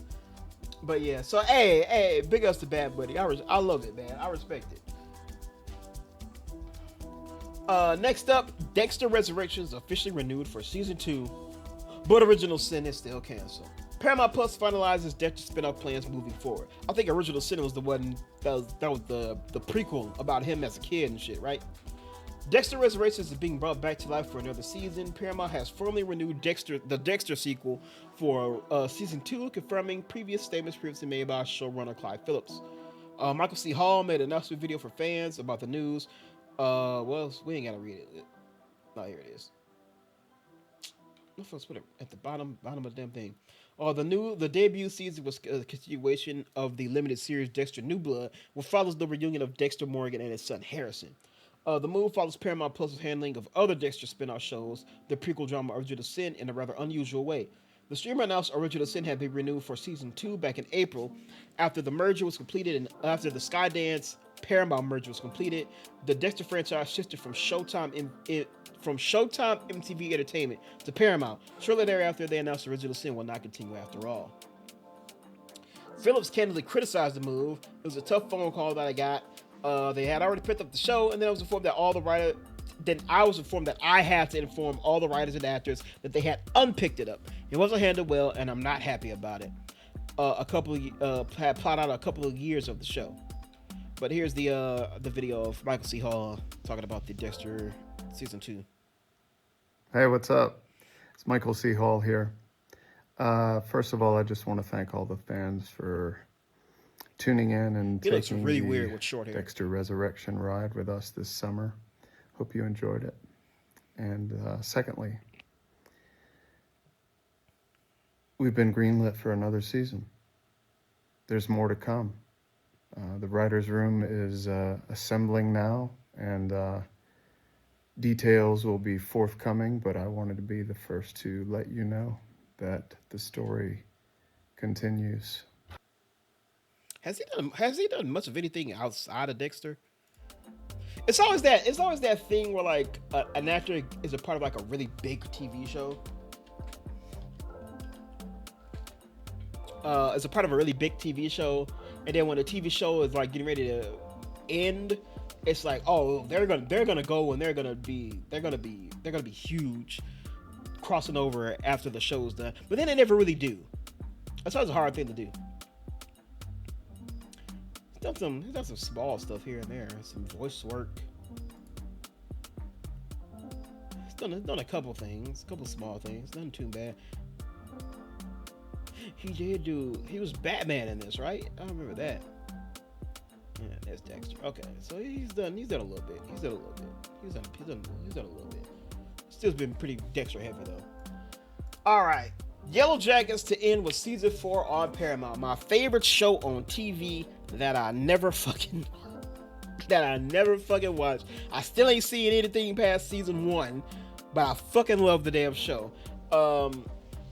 Survivor YellowJackets will have one more. The Survivor YellowJackets will have one more season to make it home. Series creator Ashley Lyle and Barton Nickerson stated in a statement Friday evening, which they also posted on social media. A writer's room for the now final season is open, with productions to start in 2026. The premiere day has not been set. After 3 incredible seasons and great consideration, we're excited to announce that we'll be bringing the story of YellowJackets to a twisted conclusion in its 4th and final season. We've always known there will come a point where the story will tell us all we wanted to. When the story will tell us it wants to end, and it's our belief that our job, our responsibility, is to listen. Telling this emotional, wild, deeply human story has been a profoundly meaningful experience and a true honor for us, and we're so very grateful to the brilliant cast, crew, and writers who have bravely gone on their journey with us to bring it to life. We want to thank the fans who have stuck through the journey very well. Yeah, okay, cool. So they will continue on those showrunners in the final season and are in conversations with Paramount about extending their relationship with the company. So they might do more outside when the show is over. Premiered at Showtime, became a word-of-mouth hit as it told the wild tale of high school girls soccer team surviving in the Canadian wilderness after a plane crash in the late 90s, and the present-day story of how those who made it out tried to put their lives back together. The show's season concluded in April and scored a renewal for Paramount Plus, which has absorbed the Showtime brand as part of its premium tier in May. The series scored 10. Goddamn, I hate when it does that shit. Scored 10 Emmy nominations so far, including 2 Best Drama Series nods for seasons 1 and 2. Had previously envisioned 5 seasons for YellowJackets, but admitted to the Hollywood Reporter following season 3 finale that anytime you say we're going to do 5 or 6 seasons, there's a shot in the dark and incredibly wishful thinking. Just from a particular standpoint, we feel that there is more story to tell, and we're excited to dive into it. As you said, to be able to tell the story of reassimilation to society, to see what horrors are in store. Okay, yeah, there's more and more yapping. So season 4. So I gotta catch up. I gotta really catch up before the show ends. I want to see it. I want to see the end. I want to see what the fuck's been happening. So kind of some surprising news here. Avatar: The Last Airbender gets a 2026 fighting video game and animated YouTube series. The world of The Last Airbender is expanding in a new fighting game and an animated YouTube series. It was announced at the New York Comic Con. This animated series celebrated its 20th anniversary with the panel featuring original cast members Zach Tyler Einstein, who's Aang, Jack DeSena, who's Sokka, Michaela Jill Murphy, who played Toph, Dante Bosco, the one, the only Dante Bosco, who plays Zuko, Mae Whitman, who plays Katara, and co-creators Brian, I never say this nigga's last name, Konetsko, and moderator Janet Varney, who played Korra. The one-on-one fighting game was revealed at the panel under the working title Avatar Legends: The Fighting Game. The lineup includes Aang, Katara, Sokka, Zuko, Azula, Toph, and Korra, hand-drawn to 2D animation. We're seeing Aang use airbending. He has an Avatar state, Zuko, firebending, and the Spirit Master. Okay, whatever. We'll watch the video. We'll see. Also, we got a chibi-style 2D animated series of short videos also debuted. It's going to be available to watch on YouTube. The shorts will reimagine classic scenes from the original Avatar series, the comics, and other original stories. One of the videos adorably parodies the premiere episode with Katara and Sokka discovering Aang and battling Zuko in the Fire Nation. Next up for the Avatar universe is the Seven Havens, following the Legend of Korra. There's also a feature film called The Legend of Aang: The Last Airbender, and that's set to release on October 9th of 2026. So we got more Avatar stuff. I'm not mad about it. I'm not mad about it at all. They got some Amazon cancellations as Countdown and Butterfly have been canceled at Amazon after 1 season each. Amazon Prime Video has canceled Countdown and Butterfly after 1 season each. The two freshman dramas, one headlined by Justin Ackles, the other by Dae Kim, aired earlier this year and are produced by Amazon. Both Countdown and Butterfly appeared on Nielsen's top 10 streaming charts. Created by Derek House, Countdown followed an LAPD detective who was recruited to an undercover task force to track down the murderer of a Department of Homeland Security officer. The search for the killer revealed a dark conspiracy, sparking a race against the clock to save LA. After the cliffhanger season finale, Ackles said the show was designed to lead into season 2, so fingers crossed. Amazon is still liking what they're seeing, and the audience participation and the critics talking about it gives us enough firepower to continue the story and see where it goes. He added, obviously, it would suck if it just ends there. Well, I'm sorry to tell you, Jensen. It looked like it was. I will just say, I do want to point out the fact that I don't like when shows, especially first seasons, end off on cliffhangers. Especially now with the streaming era and the thing of binge watching. I don't think cliffhangers have the same hit that they used to do on TV. But especially for a first season.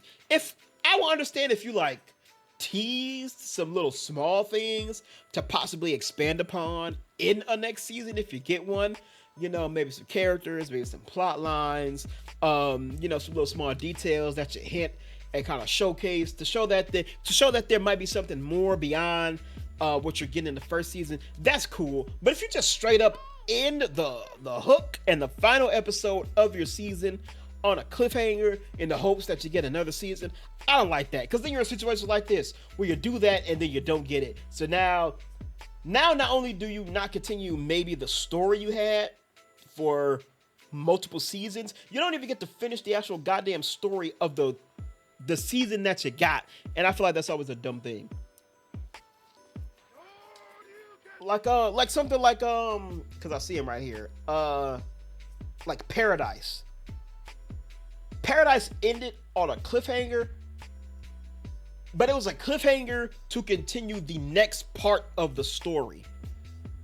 The entire story of Paradise, the entire hook of what Paradise was in that first season, was all told in that first season. So if it doesn't get, we know it's getting another season, but if it didn't get another season, we at least know how everything ended on, the series as a whole. The whole thing was about the mystery of solving of who killed the president. We found that out. We found out the mystery. We expanded the mystery, and we solved all that other shit. And that it was all wrapped up and done at the end of the show. And then it had a little scene at the end to kind of tease some things that may come in the future. Now, I haven't watched the show, so if it ended like that, I will retract everything I said in that way.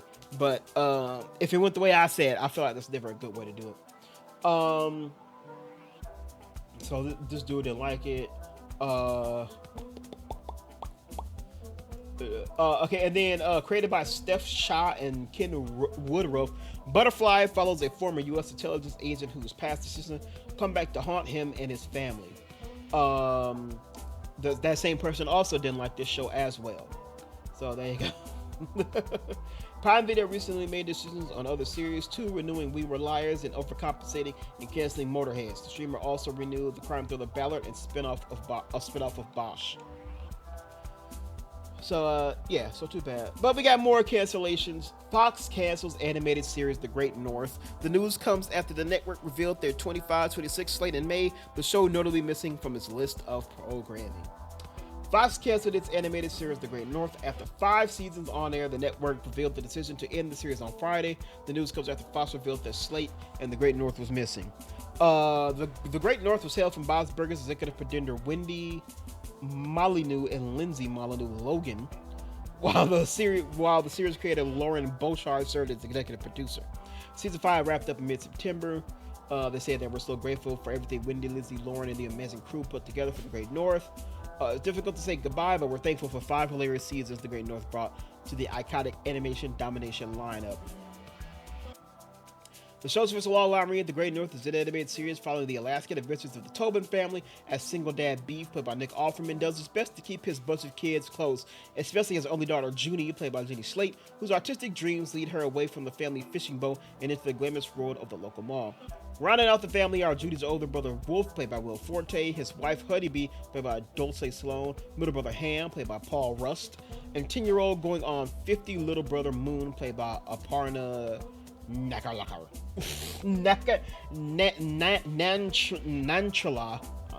While their mother is not in the picture, Judy seeks guidance from her boss, Allison, played by Megan Mullany, and her imaginary fan, Allison, Alanis Morissette, who voiced herself, who appears to her in the Northern Lights.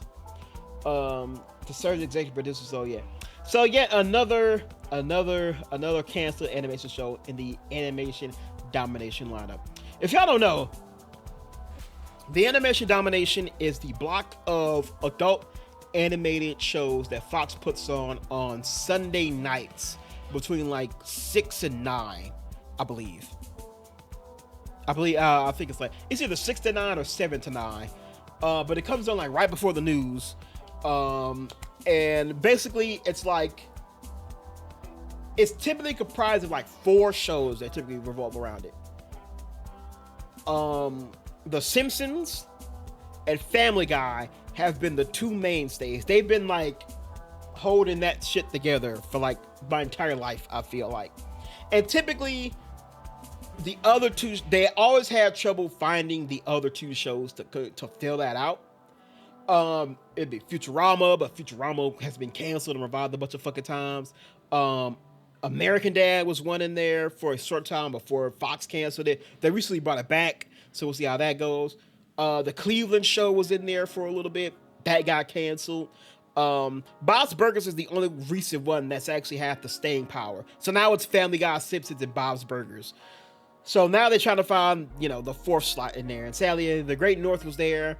But there have been a ton of shows that have not been able to hang with the juggernauts of those other shows, and unfortunately, The Great North is yet another one of those shows that has failed to make it. But I remember they had like Crapopolis was one, an animated Napoleon Dynamite show was in there for a little bit.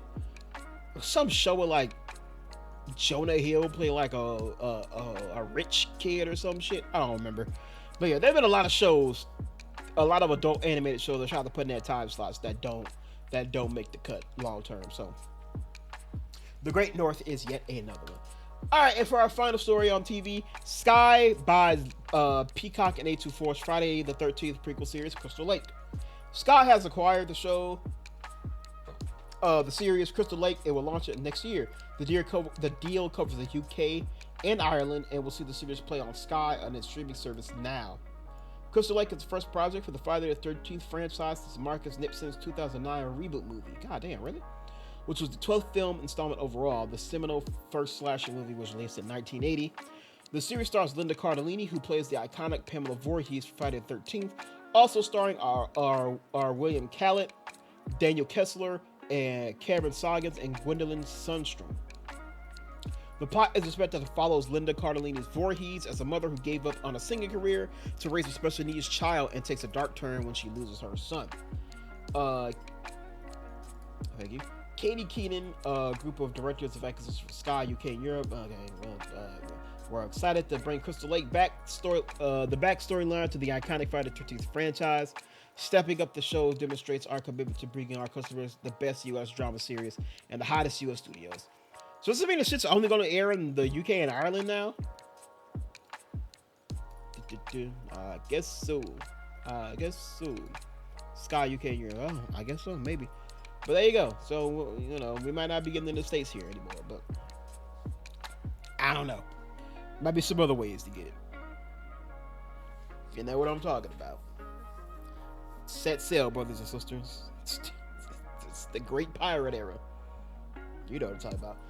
Alright, so that is it for the news, as we are now about to get on to some of these trailers here, boy. The audio listeners, thank you all so much for listening. I very much do appreciate it. Make sure you check out some of the other stuff on the channel. If you want to watch some of the trailers, jump on over to the YouTube version so you can watch the trailers with me. There's a shit ton of them, so be on the lookout for that. So, audio listeners, I thank you all so much for listening. I will speak to you all later, so always remember to stay watching, stay playing, stay awesome, and most importantly, to stay safe out there. Until next time, audio listeners, I will speak to you next time. Goodbye.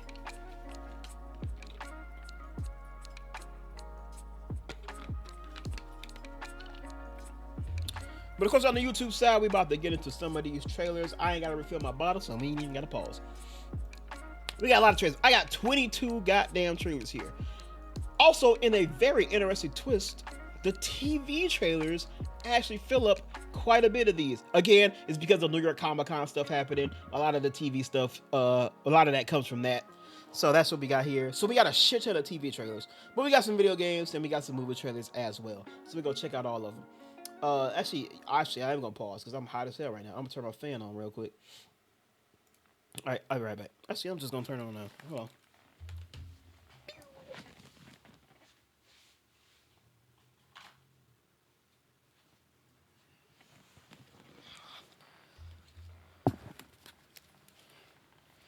All right. We are starting off with, what is this? Mercy. This is Amazon's new movie starring Chris Pratt. 90 minutes to prove your innocence or face extinction. Chris Pratt and Rebecca Ferguson star in Mercy. Watch the trailer now. I'm Chris Pratt. I'm Rebecca Ferguson. You're going to freak out when you see the trailer for our new movie, Mercy. Mercy.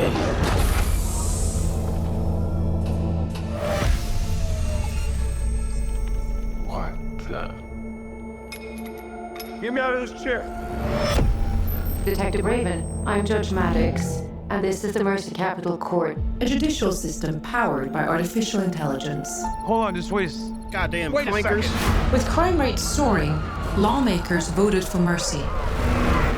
By acting as judge, jury, and executioner, Mercy keeps our city safe. I shouldn't be here. I helped create the Mercy program. I'm proud to have sent the first suspect for trial here, and I will continue to send more until the message is received. Detective Raven, I know precisely who you are.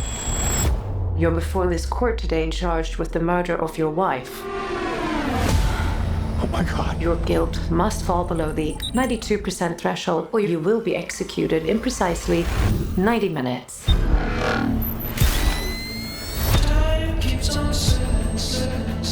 I loved my wife.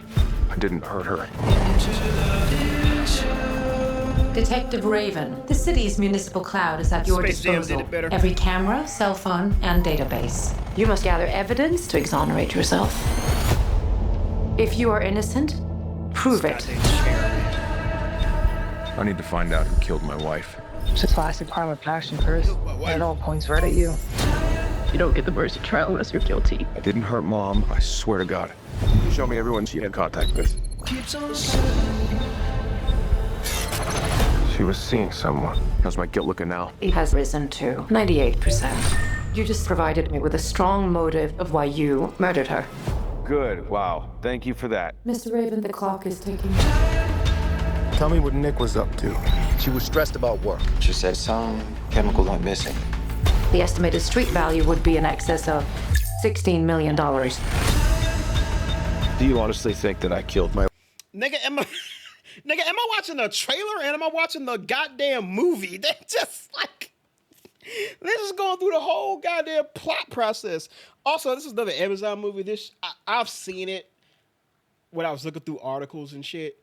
This was popped up and it was compared to World of the Worlds, and I'm seeing it. It's because of the whole like everything is played through a screen and through multiple screens, and he just sits looking at a damn screen the whole time.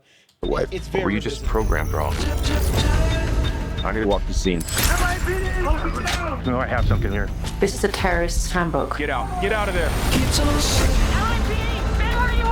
Mr. Raven, you're running out of time. Chris, what do you got to do? There's a bomb in that truck. It's heading downtown. What the fuck? When this nigga supposed to be trying to prove that he didn't kill his wife? Where are we getting a fucking bomb plot from? What the fuck? This was never about my wife. This was about me and you. Medic! Get me out of here!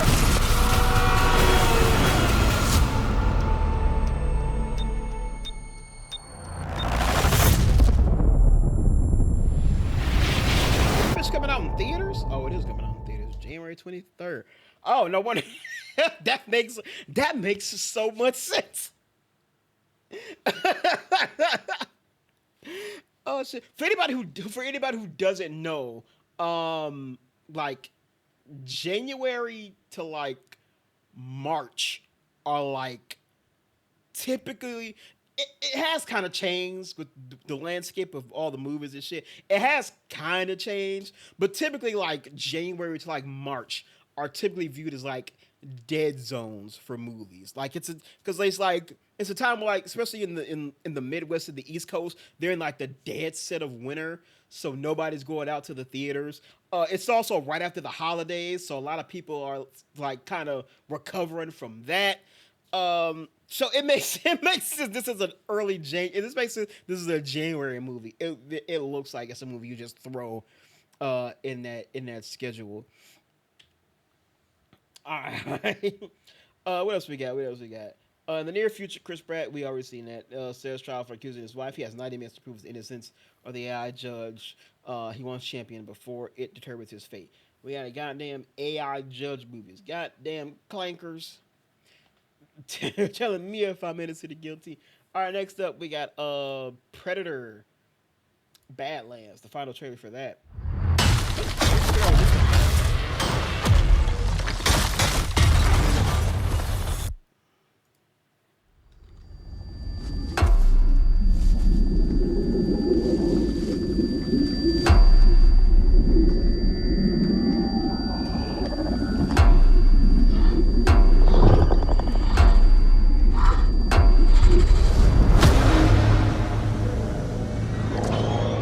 Welcome to the most dangerous planet in the universe,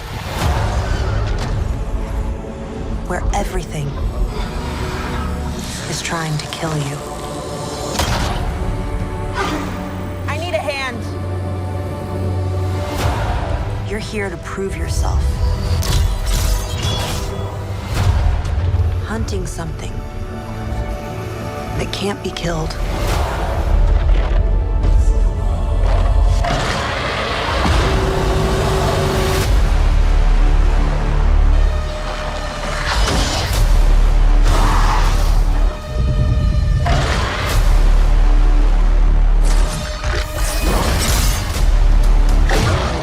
We might not be alone in this hunt.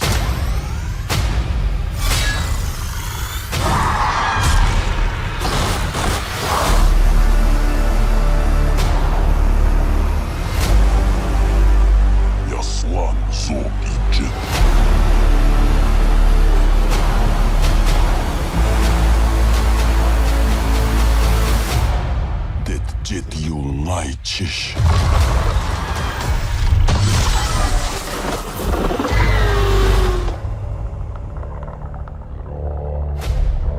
Predator bad. Like it's definitely a movie. I am interested in it. It's definitely a movie where it's like I like the concept of like we're following the Predator as it does its thing to prove itself. But from the storyline, from we're following the Predator, and we're getting more from like that lore and shit like that. I found that very interesting. But I'm gonna have to wait and see like what some reviews and shit are saying because it looks all right, but it looks like the story might kind of just be just okay. But we'll see. Did they have when this shit's coming out? November 7th. Okay. So yeah, we'll see what some reviews are saying about that one. All right, next up we got We Bury the Dead. I don't know what this is. We can look at it right now. Okay, We Bury the Dead is a terrifying yet moving story about grief, loss, and the undead, which follow Ava, played by Daisy Ridley, a desperate woman whose husband is missing in the aftermath of a catastrophic military experiment. Hoping to find him alive, Ava joins on the body retrieval unit. Her search takes a chilling turn when the corpses she's burying start to show signs of life. It's a zombie movie.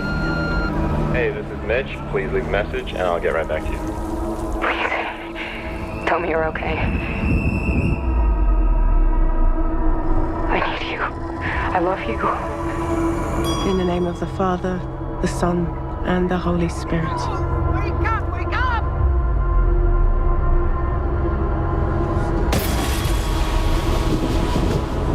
I'll keep trying. I'll keep trying.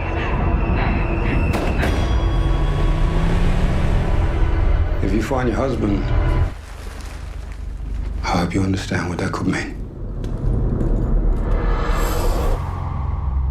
The odd ones that do come back online are docile. Oh my God. I can assure you, you have nothing to fear.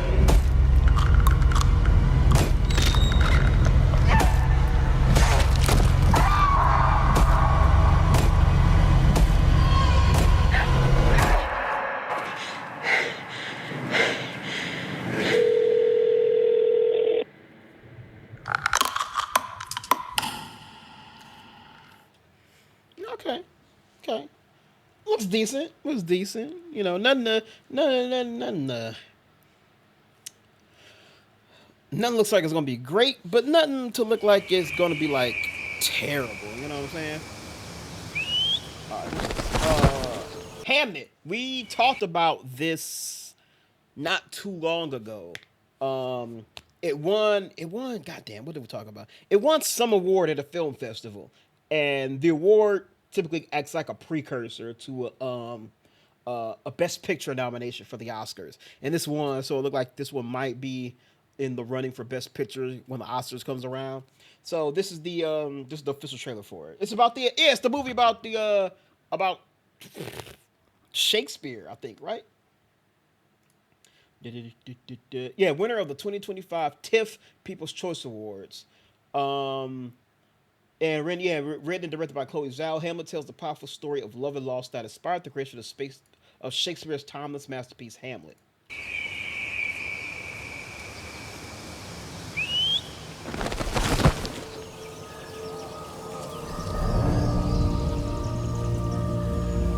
Is it true? Hamlet's still around. You know everything about a person by touching them here? Not everything. He's got more inside of him than any man I've ever met. Who are you looking for? William Shakespeare. I have no talent to waiting. The women in my family see things. What do you see? I see landscape, oceans, You're having twins, my girl. undiscovered countries. What do you wish to do, Hamlet? I shall be one of Father's players. Will you be brave? Yes. Will you be brave? Please! When shall we three meet again? Our children's hearts beat. They smile, play. Never forget for a moment They may be gone. Mama! My boy. He lives not. You should go to London. That place in your head is now more real to you than anywhere else. I am myself indifferent. I am myself indifferent on it. Again. Do you not wonder what is in it? In what? The play. What shall I do? Keep your heart open. Look.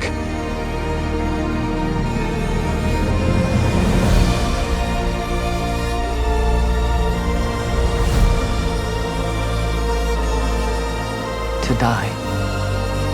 To sleep. Perchance to dream. What do you see?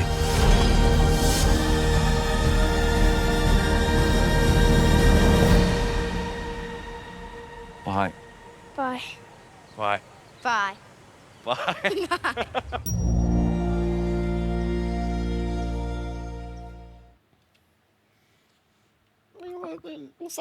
Looks like your typical, Oscar-nominated drama.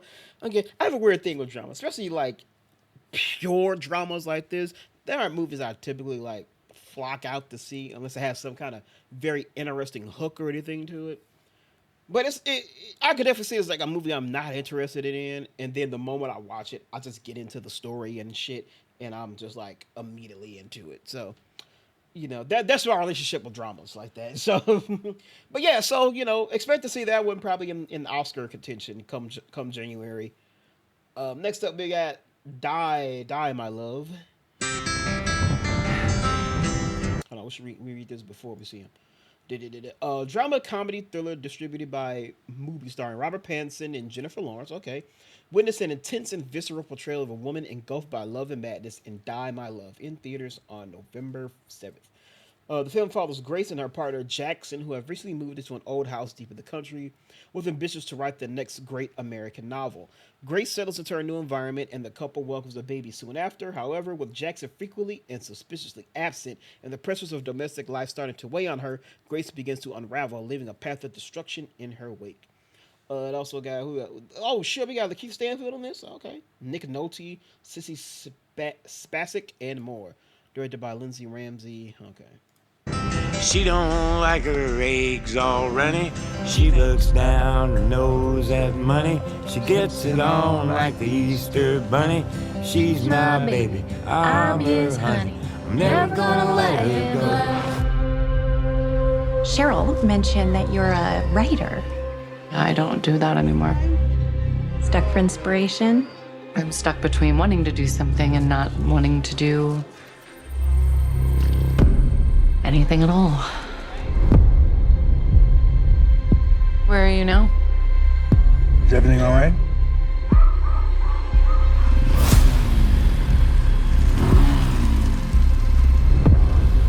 When was the last time we had sex? Rough guess. Things have been,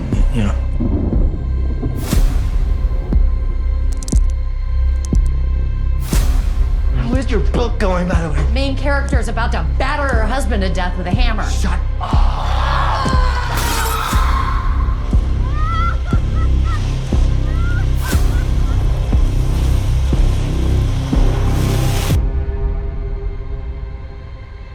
Grace. If you're having a hard time, I feel fine.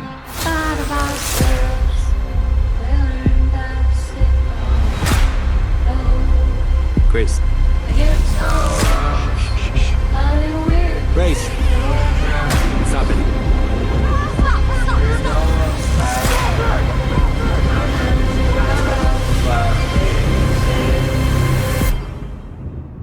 Won't be nothing but big old hearts dancing in our eyes.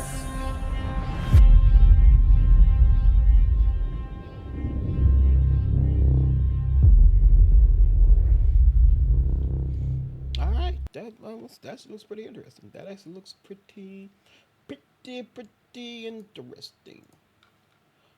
All right, next up we got Frankenstein, Guillermo del Toro with Oscar Isaacs. Jacob Elordi, Mia Goth, Felix Kramer with Charles Dance and Christoph Waltz. Guillermo del Toro adapts Mary Shelley's classic tale of Victor Frankenstein, a brilliant but egotistical scientist who brings to life a monstrous experiment that ultimately leads to the undoing of both the creator and his tragic creation. My maker told his tale. And I will tell you mine.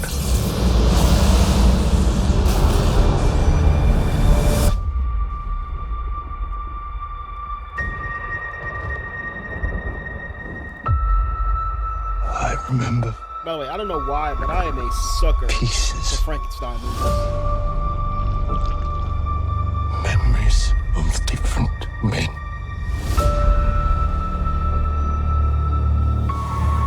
Then I saw it. Your name.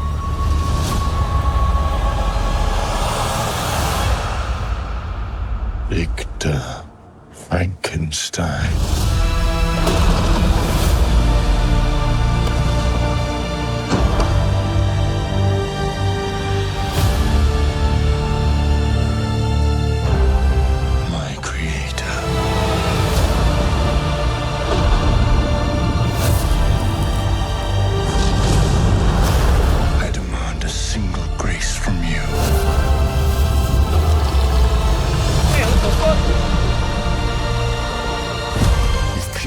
To award me love,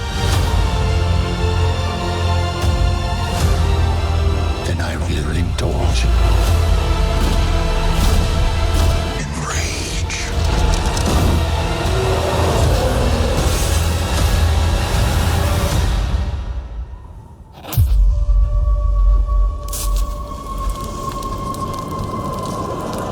Now, run.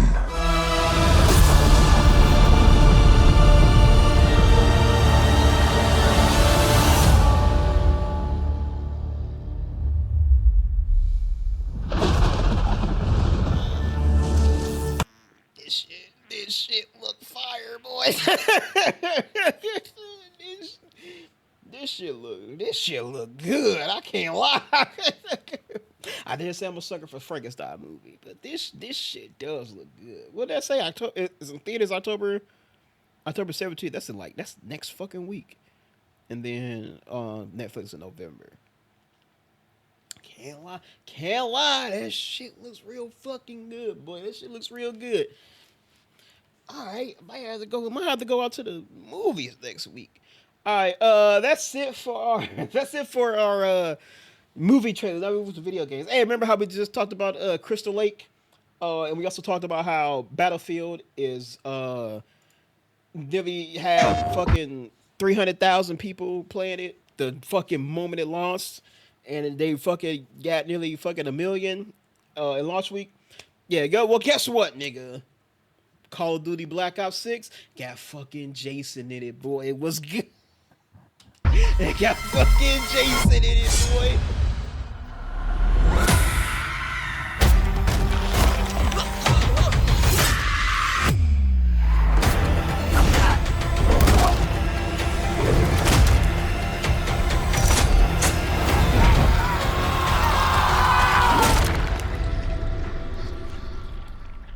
Let's go. Call of Duty ain't dead, nigga. We got. I also realized I damn near threw up the GD when I was talking about that. We got fucking Jason, boy. Call of Duty ain't dead. Call of Duty ain't dead. We on Battlefield 6, little bro. Call of Duty ain't dead, nigga. We just got Jason in the game. What you talking about?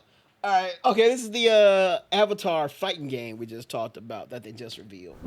What if you were prepared? Oh, thank you, indeed. Let me see what we got here. Working title, Steam, PS4, Xbox Series, and the Switch 2 at a later date. PS4, why?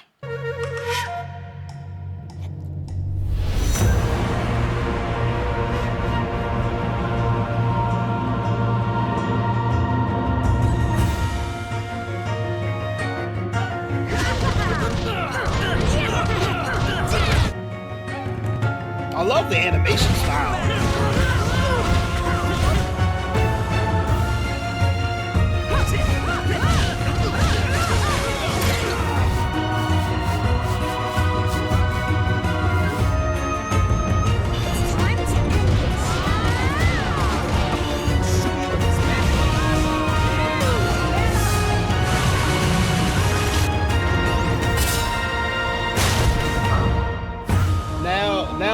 everybody can act out their fantasies of having Aang beat up Korra.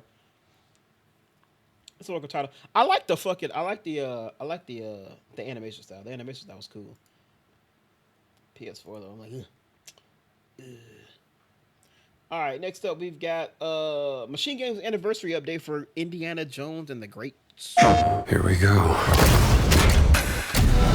This year, Machine Games celebrates our 15th anniversary. This is a huge milestone for us, and to celebrate, we're sharing gifts with all Indiana Jones and the Great Circle players.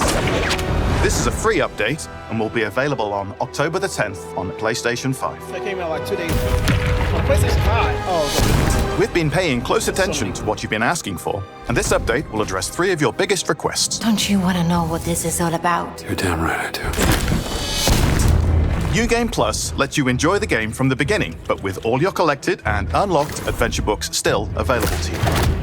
And with the release of the DLC, The Order of Giants, now's the perfect time to replay the story.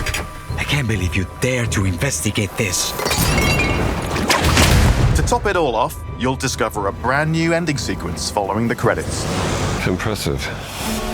We've had many fans asking us why Indy would wear his famous leather jacket in the blistering heat of Giza. That's why we've added a new Indy outfit for all players, modeled after his iconic jacket-free look in Cairo in Raiders of the Lost Ark. Hello, guy. We'll have more outfits on the horizon, so keep an eye out for them over the coming months. Many of you have wished for the ability to mix and match voice and text languages. Now you can choose from any of the 9 voice languages and the 14 text languages available in any combination that you like. What I'd like to do is put the guns down. Adelante. Le partiré los dientes. You can learn more about the Machine Games anniversary update here, including a full list of all the smaller changes coming in the update.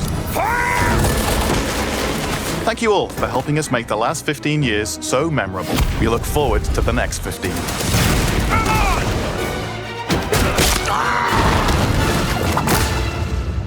there you go. Some nice little updates coming to Indiana Jones of the Great Circle. That's cool. Also, like PS5, what the fuck? I remember this is the Sony branded channel this is on, so of course they're gonna say that. But it's on Xbox too. It's on Game Pass. So that's cool. More support for the game. All right, next up, Painkiller. Official Blood Pact trailer. I don't know what that means. I don't know what this is.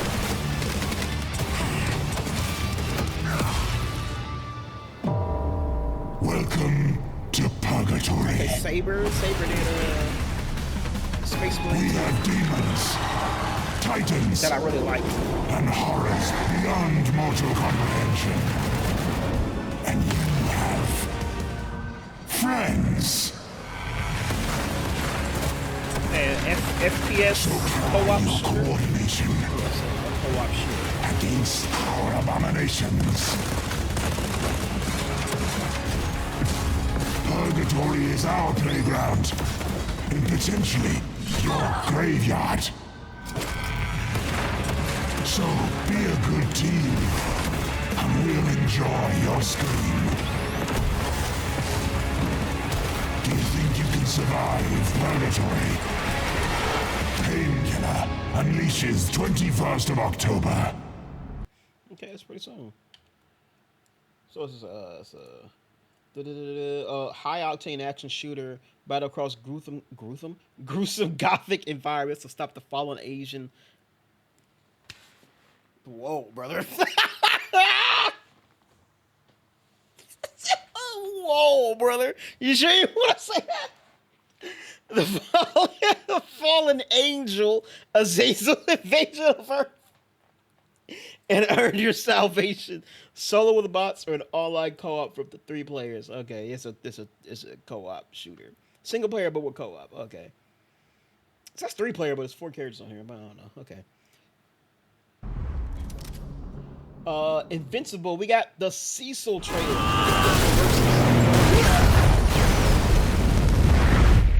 God damn it. I am in charge of the most ridiculous bunch of super-powered morons. God, they're fucking children. Always complaining and fighting amongst themselves. And leave me to clean up after them. Lucky me. Fuck you, Nolan.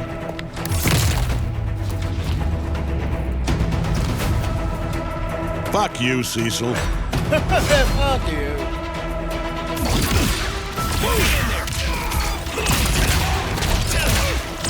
Gotta keep you on your toes. Put him to bed. Gotcha. Go. My time is valuable. Why he's a blast? Done up just for you. I'm here. Gotta keep you on your toes. Put him to bed. Go. Here we go.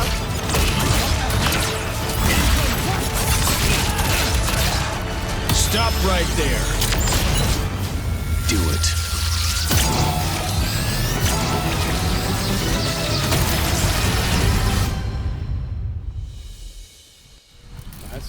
They're all children, Donald.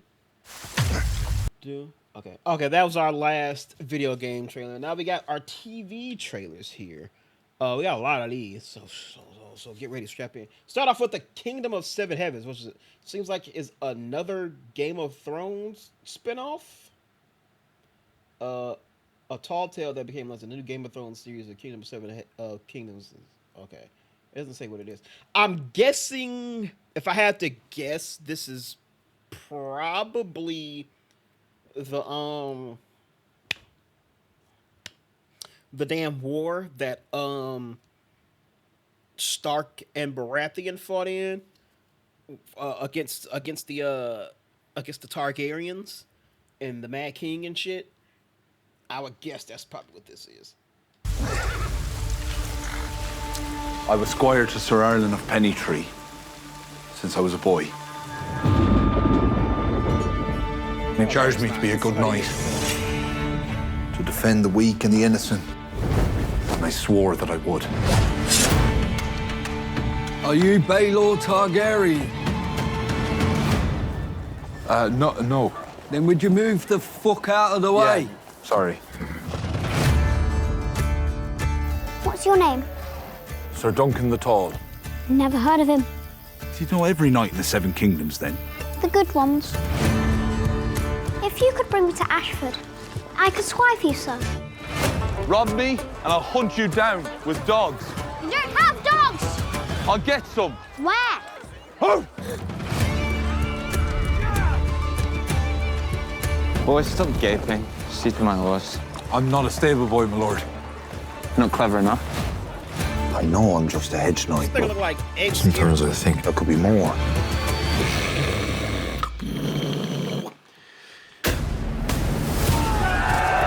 Why do you treat these royal lapdogs like they're your betters? They are my betters. These men have a name.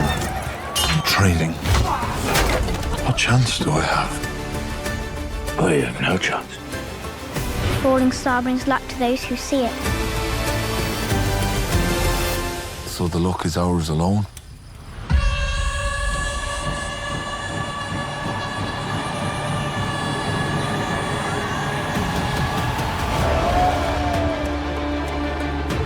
I need to fight honorably. But sometimes I think I buried my courage alongside the old man. Within every man, there are many men. Alongside the old... Need to fight honorably. But sometimes I think I That armor design is fucking fire. buried my courage alongside the old man. That was real nice too. Within every man, there are many men. So be brave. Be just. Get up! Be tall.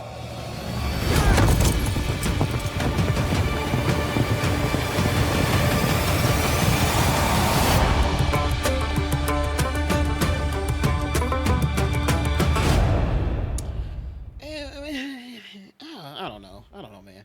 I liked Game of Thrones, but I wasn't a die-hard Game of Thrones guy. Also, I never like, especially for like TV shows and shit, I never like going backwards. You know what I mean? I hate prequels. I want to see what happens to the fucking world after the events we clearly know and we clearly just saw. Also, as it prequels are too fucking on the rails. Like, you have to fit within the confines of shit that's been explained in the show that already came. And also, most of the time, you know how shit's gonna end. They're restricted because they got to keep shit within. You know, shit still has to go where it goes to lead up to the story we've already witnessed. So I just never liked prequels. If you're gonna do a next show, make it after the main show you had. Because I'm more interested to see what happens to the world after the events and everything we just saw, and what issues and drama sparks up from that. Also, it's more freeing because you still have the freedom to go wherever you want to go with it, as opposed to, you know, being bottlenecked to what we already know. So I don't know. Also, it's the second damn prequel series they've done for the Game of Thrones, because they already got House of the Dragon. So like, that's weird that they decided to go 2 fucking prequel shows. But whatever. All right, next up, the Copenhagen test. Meet our mole, Alexander Hale. I would never knowingly betray my own country. If they suspect that you're compromised, you're dead. Cheers. I don't know who I can trust anymore. Oh, well, damn, that was very short. It's already over. It's still like 40 seconds left. It's all this. Wow, what the fuck? All right. The espionage thriller series follows first-generation Chinese-American intelligence analyst Alexander Hale, who realizes his brain has been hacked. What the fuck? Giving the perpetrators access to everything he sees and hears, caught between his shadowy or agency and unknown hackers. He must maintain a performance 24/7 to flush out who's responsible to prove his allegiance. I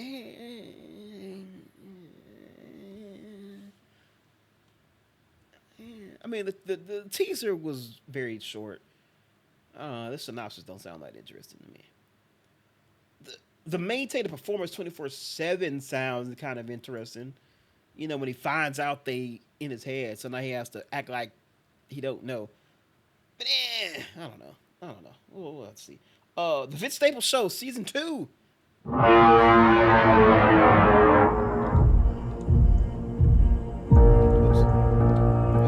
said full screen. There we go.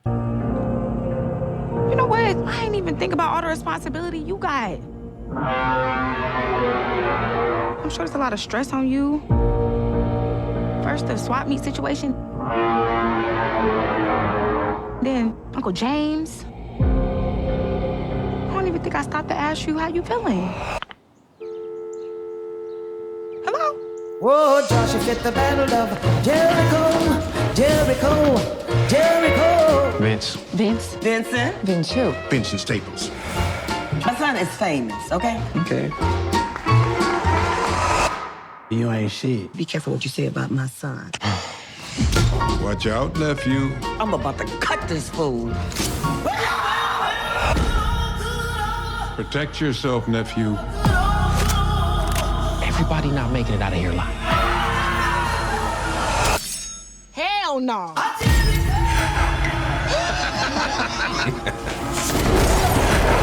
This is the real deal.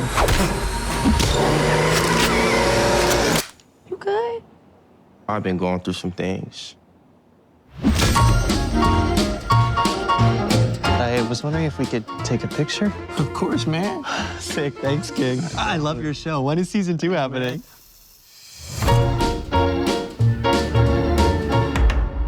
I cannot lie. I thought this show was a damn like an anthology sketch show. I didn't know there was a goddamn narrative in this bitch. Ready for highlights on the Medical Love. The Vince Staples Show is back in season 2 November 6th. In the wake of a tragic death, Vince embarks on a wild journey in search of inner peace. However, his path is littered with reminders of his haunted past. Oh yeah, I didn't know this bitch had a goddamn narrative to it. I thought this was like a anthology, like sketch show thing. That's interesting. I'm getting like Atlanta Dave-ish vibes from it. Up next, Adventure Time, Fiona and Cake. You saved the world. That was seriously badass. But I don't like to brag about it. Since she got back, She's really got it together.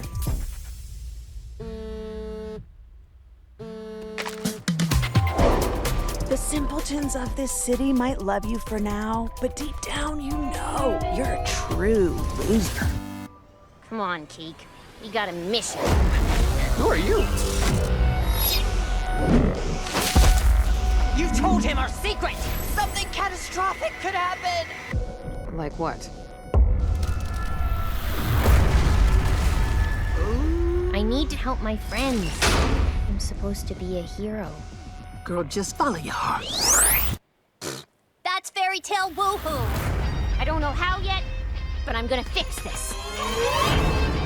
It's a princess invasion! I didn't know they were still. We need to keep people's spirits up, or there could be panic across multiple kingdoms. Come on! We gotta come back bigger and crazier than ever! Adventure time!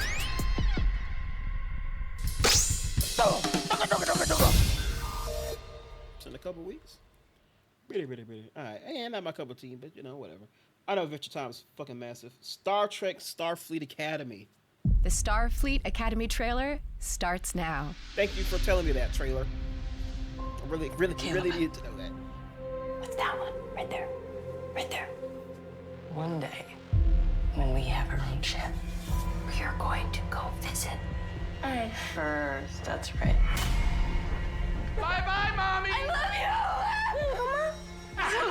I'm so sorry. You hold on to how much you hate me right now, kid.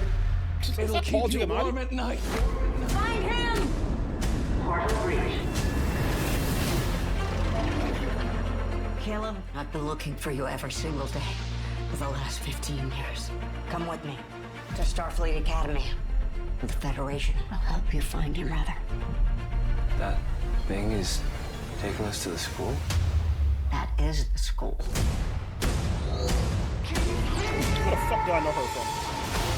Being a cadet in Starfleet Academy means being open to the people around you. I am Sam. Sometimes I feel invisible, but mostly awkward. Let's go! Show me you're worthy of this uniform! I want to be captain. I need to be captain. My family, you're either the center of the universe or you're nothing. A warrior does not let a friend face danger alone. I've spent my whole life getting away from stuff, letting someone in. It's hard. If I lose control, I can hurt people. Doesn't scare me. Oh shit, she black boat. I'll owe you something. It is coming with a big red bow just for you.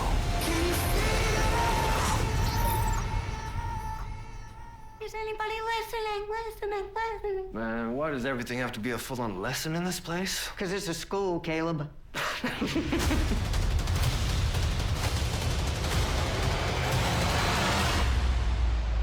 It's time for you to stop telling the story. Be a part of it.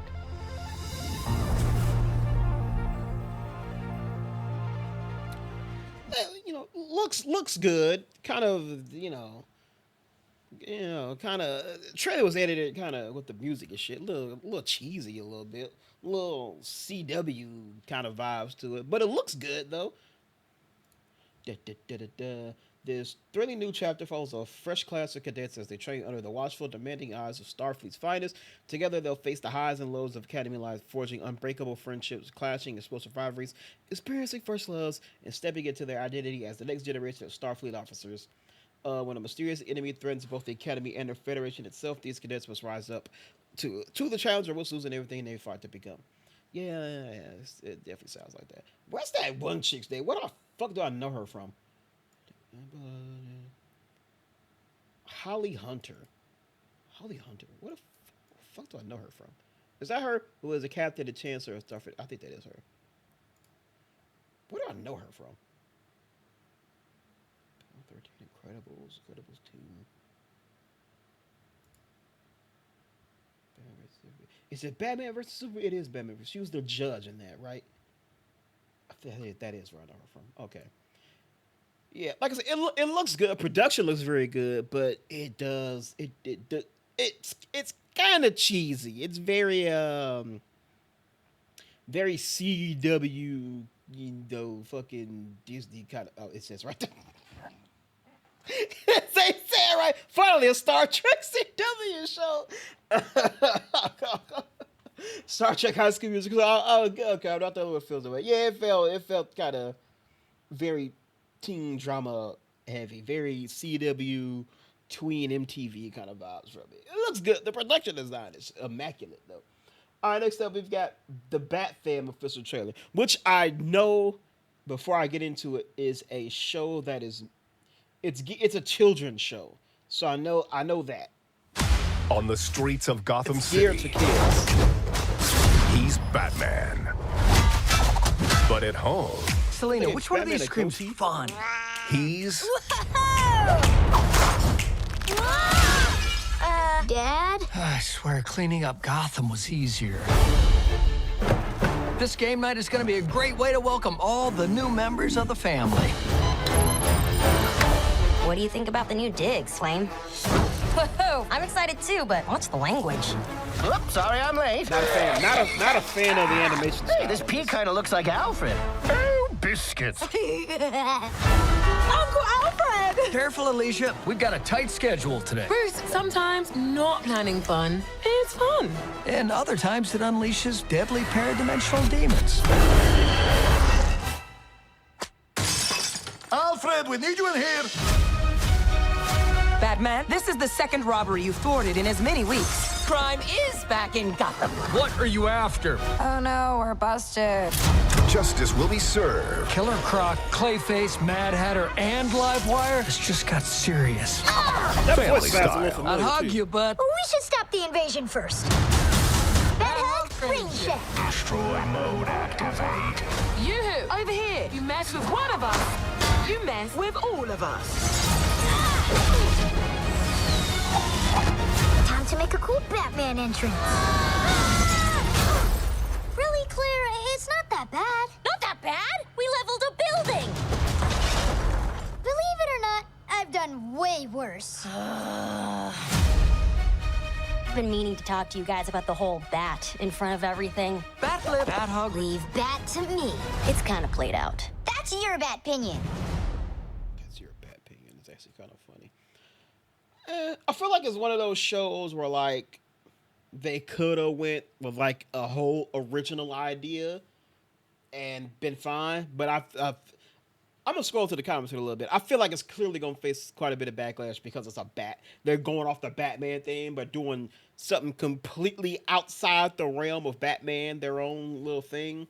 I feel like it's kind of like Velma. Well, I feel like they probably should have did a whole original idea, an original show without it being attached to Batman, and it'd have been fine. Cause I definitely don't see too much that like besides the suit and a lot of the villains. A lot of this doesn't really seem Batman to me. Because you got shit like Batman the Brave and the Bold, which was meant to be a more cartoony, more child-friendly kind of version of it.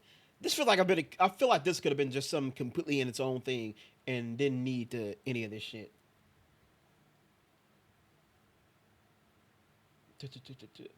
Also, yeah, I'm kind of surprised too. I thought every character was gonna be a Bat Family character, a Robin, a Batgirl, Signal, all that shit. But no, so nah, it ain't for me. We'll see how long it lasts. Oh, next, Cross, the date announcement. If the sky were to fall, Big Aldous Hodge. This begins and ends with me. I've never seen anything like this. Oh shit, that's Will. Alex, stay alive. Oh shit, If anyone hears the nigga about from this, the Old you're Spice done. commercial. Yeah, I got you. We know everything about you. some of us are brave. Amari Caspi, is that his name? I forget what his name is. About Cross, a Washington D.C. crime drama that follows Alex Cross, a brilliant homicide detective whose personal struggles threaten to derail his career and life, based on the best-selling book by James Patterson. What was the one that John Krasinski was in? What was that? That's a Tom Clancy thing, right? I don't remember. I don't know. But that's cool. That's cool. I like what I saw. Mayor of Kingstown, season 4. This warden is a real danger. I'm gonna fix Anchor Bay, any means necessary. Thank you for letting me know that, trailer. I needed to know that you were starting. I need you to listen to me. Like I didn't click on the damn video. The only time you're gonna be safe is when you're in your cell. Watch everyone without watching. Trust no one unless I tell you to do so. Someone will come after you. Mayor Kingstown comes to my humble office. Warden, take care of my brother Kyle and I'll take care of you. There's no more free passes. This is my castle now. Do we understand each other? Oh, Lenny James!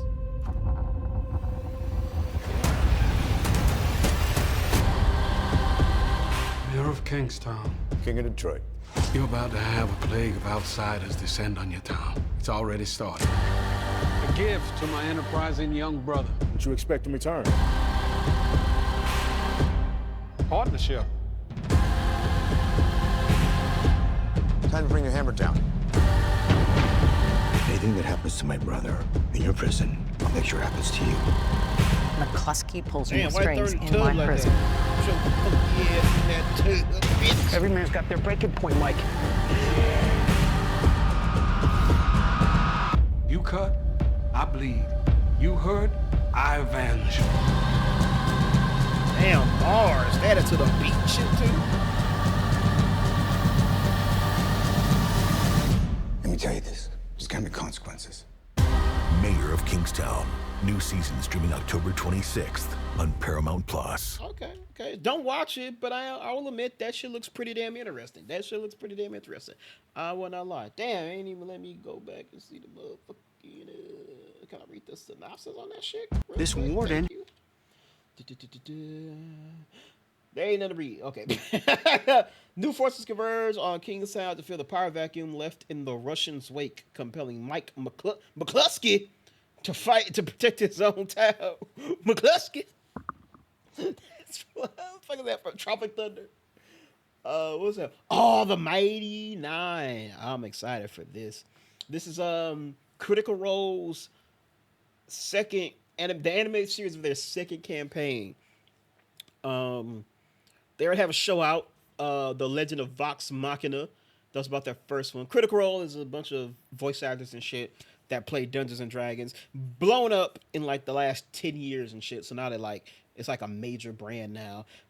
They recently had they played Dungeons and Dragons on tabletop, but the adventures have been adapted into shows now. I've been watching a lot of Critical Role lately. I've been watching their the Vox Machina tabletop lately. A lot actually. They just released campaign 4. They just started like 2 weeks ago. So I've been staying up on that too. But I've been rewatching the Vox Machina campaign. It's been pretty cool. I watched the show. I'm a big fan of the show. The show was really good. But I've been following the tabletop too. It's also been very good too. And I'm glad I've been watching it, even though I watched the show, because there's a lot of stuff that wasn't in the show, but it's also super fucking enjoyable. So I'm looking forward to this too. This is their second campaign. I'm nowhere near getting to the second campaign of the tabletop gameplay, because the main thing is like 100. It's like 100 episodes and shit. It's a lot of hours. But I've been trudging through them. Though. So I probably will end up watching this before I get to campaign 2. So I'm actually looking forward to this quite a bit. Should we read this first? Let's read this first. They're still figuring this whole saving the realms thing out. The Mighty Nine crash lands exclusively on Prime Video on November 19th. It's also interesting that they're starting this before Vox Machina is wrapped up. The Mighty Nine follows a group of fugitives and outcasts bound by secrets and scars, but when a powerful arcane relic known as the Beacon falls into dangerous hands, they must learn to work together to save the realm and stop reality from unraveling. The Luxon Beacon is an old religious relic. This beacon is a weapon. Some kind of arcane weapon has crossed our border.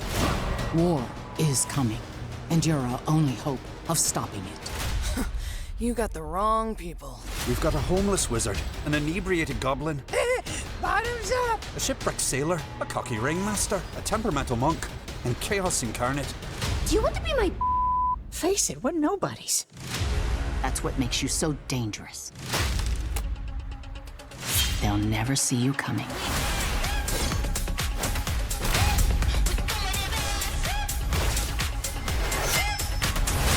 Time to put on a show!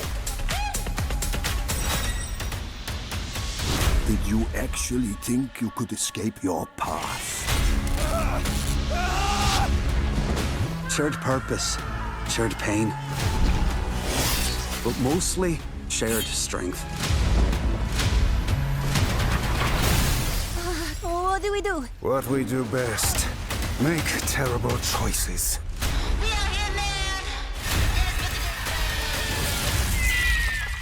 I'm out.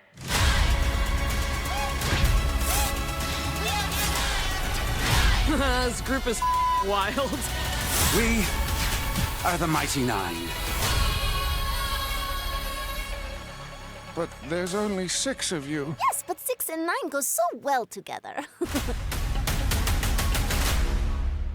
Oh shit, hold on. Cast list. Go so well together. I think the Villians, Lucy Liu, Mark Strong, Alan Cumming, his fakes, Raul Cole, Tim McGraw, Ming Na Wen. Oh shit. They're very much looking forward to that. I gotta finish season 4 by tomorrow. All right, next up, Wonder Man, the first official trailer for Wonder Man. The entertainment world is stunned today when internationally celebrated and reclusive filmmaker Von Kovac sprung out of retirement to sign on for a remake of Wonder Man. Mr. Von Kovac, could you tell us more? Everyone is tired of superheroes. There is an opportunity to reimagine a whole genre of storytelling. Have you thought about casting? Superman? So, what's this big audition you were talking about? It's a huge opportunity. I'm auditioning for Wonder Man. Did you hear about Wonder Man? I need to be in this movie. Sorry, you crazy. I was born to play this character. Oh, you serious? Boo, they are already talking to Leo.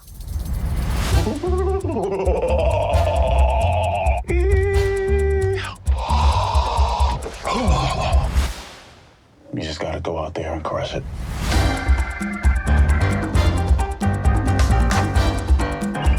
What's wrong? I'm trying to come up with a backstory for the character. Well, trust the words. Just show up and say them. That's not my process. Well, your process can go blow a spider. Guy's killing it in there, bro. Where was he before? Pretty sure he used to be a terrorist. Next! You can slate whenever you're ready. Simon Williams, reading for Wonder Man. Listen to me, Simon. The callback is happening now. Just be normal. Normal, man. The breakdown is go method. Come in. Mr. Kovac will meet you in the living room. So you are here to meet Von Kovac? Mm-hmm. Hello, everyone. I want to explore the place between fiction and non-fiction. That's tight. We are going to make the last movie on Earth. No one will have the balls to make another. And action! Any news from Von Kovac? There is news you'll be the first to know, unless you call me again, in which case I will never tell you.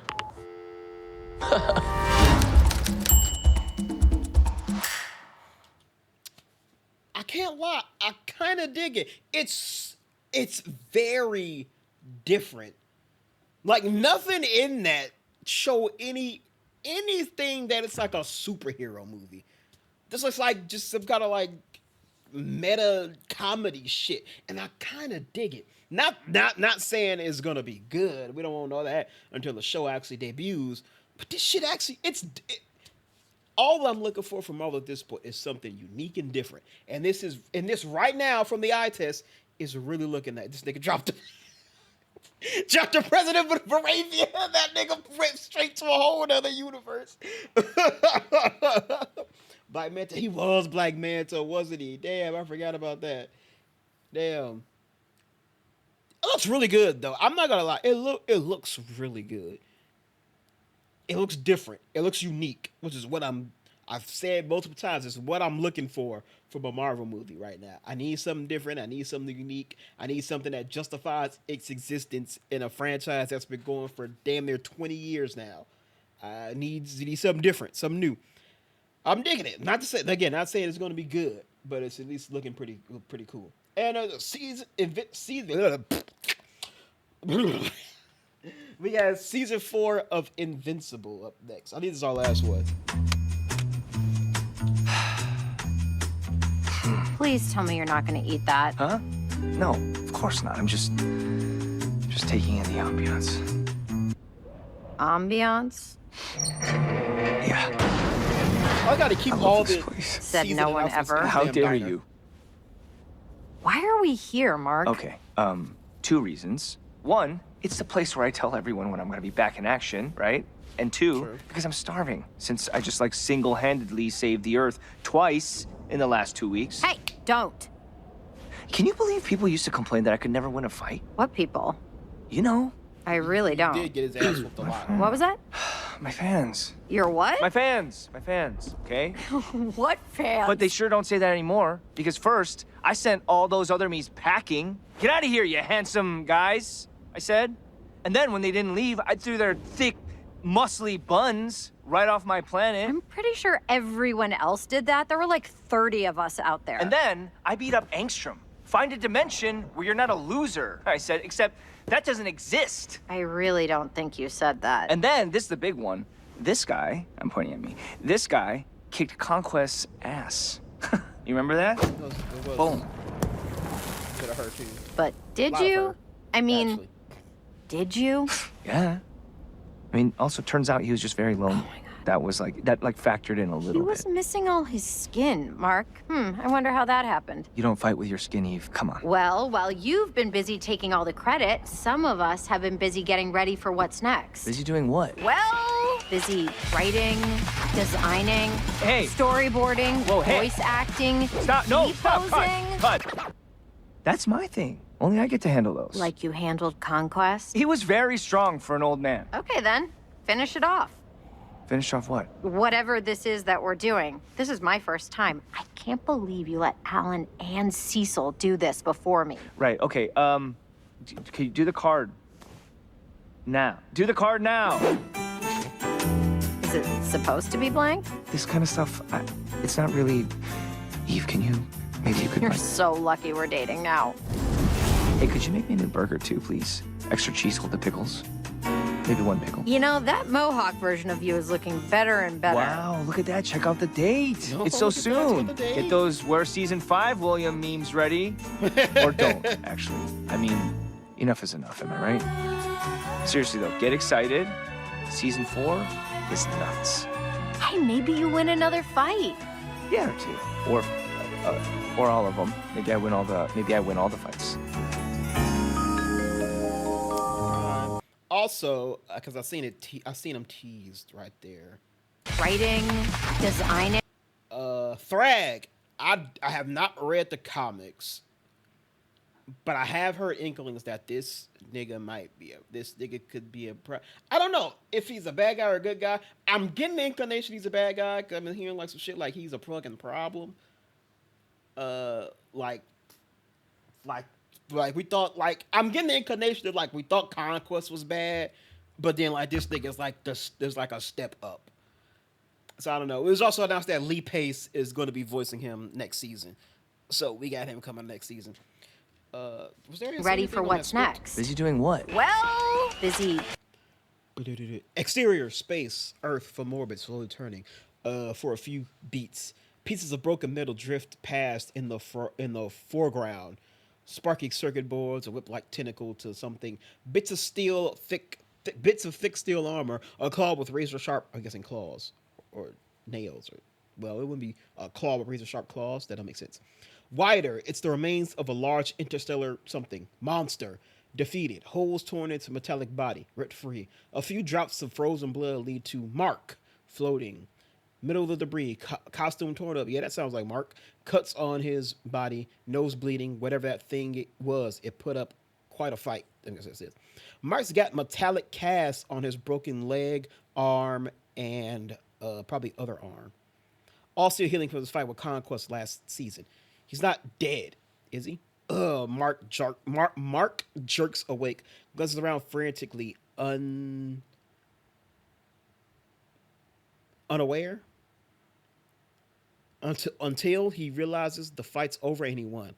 He looks down at the earth below, just watches it for a beat, tired and taking a moment. There's a tiny flash from a city below. Something explodes. More trouble. Mark face tightens. He gathers himself, dives into the atmosphere.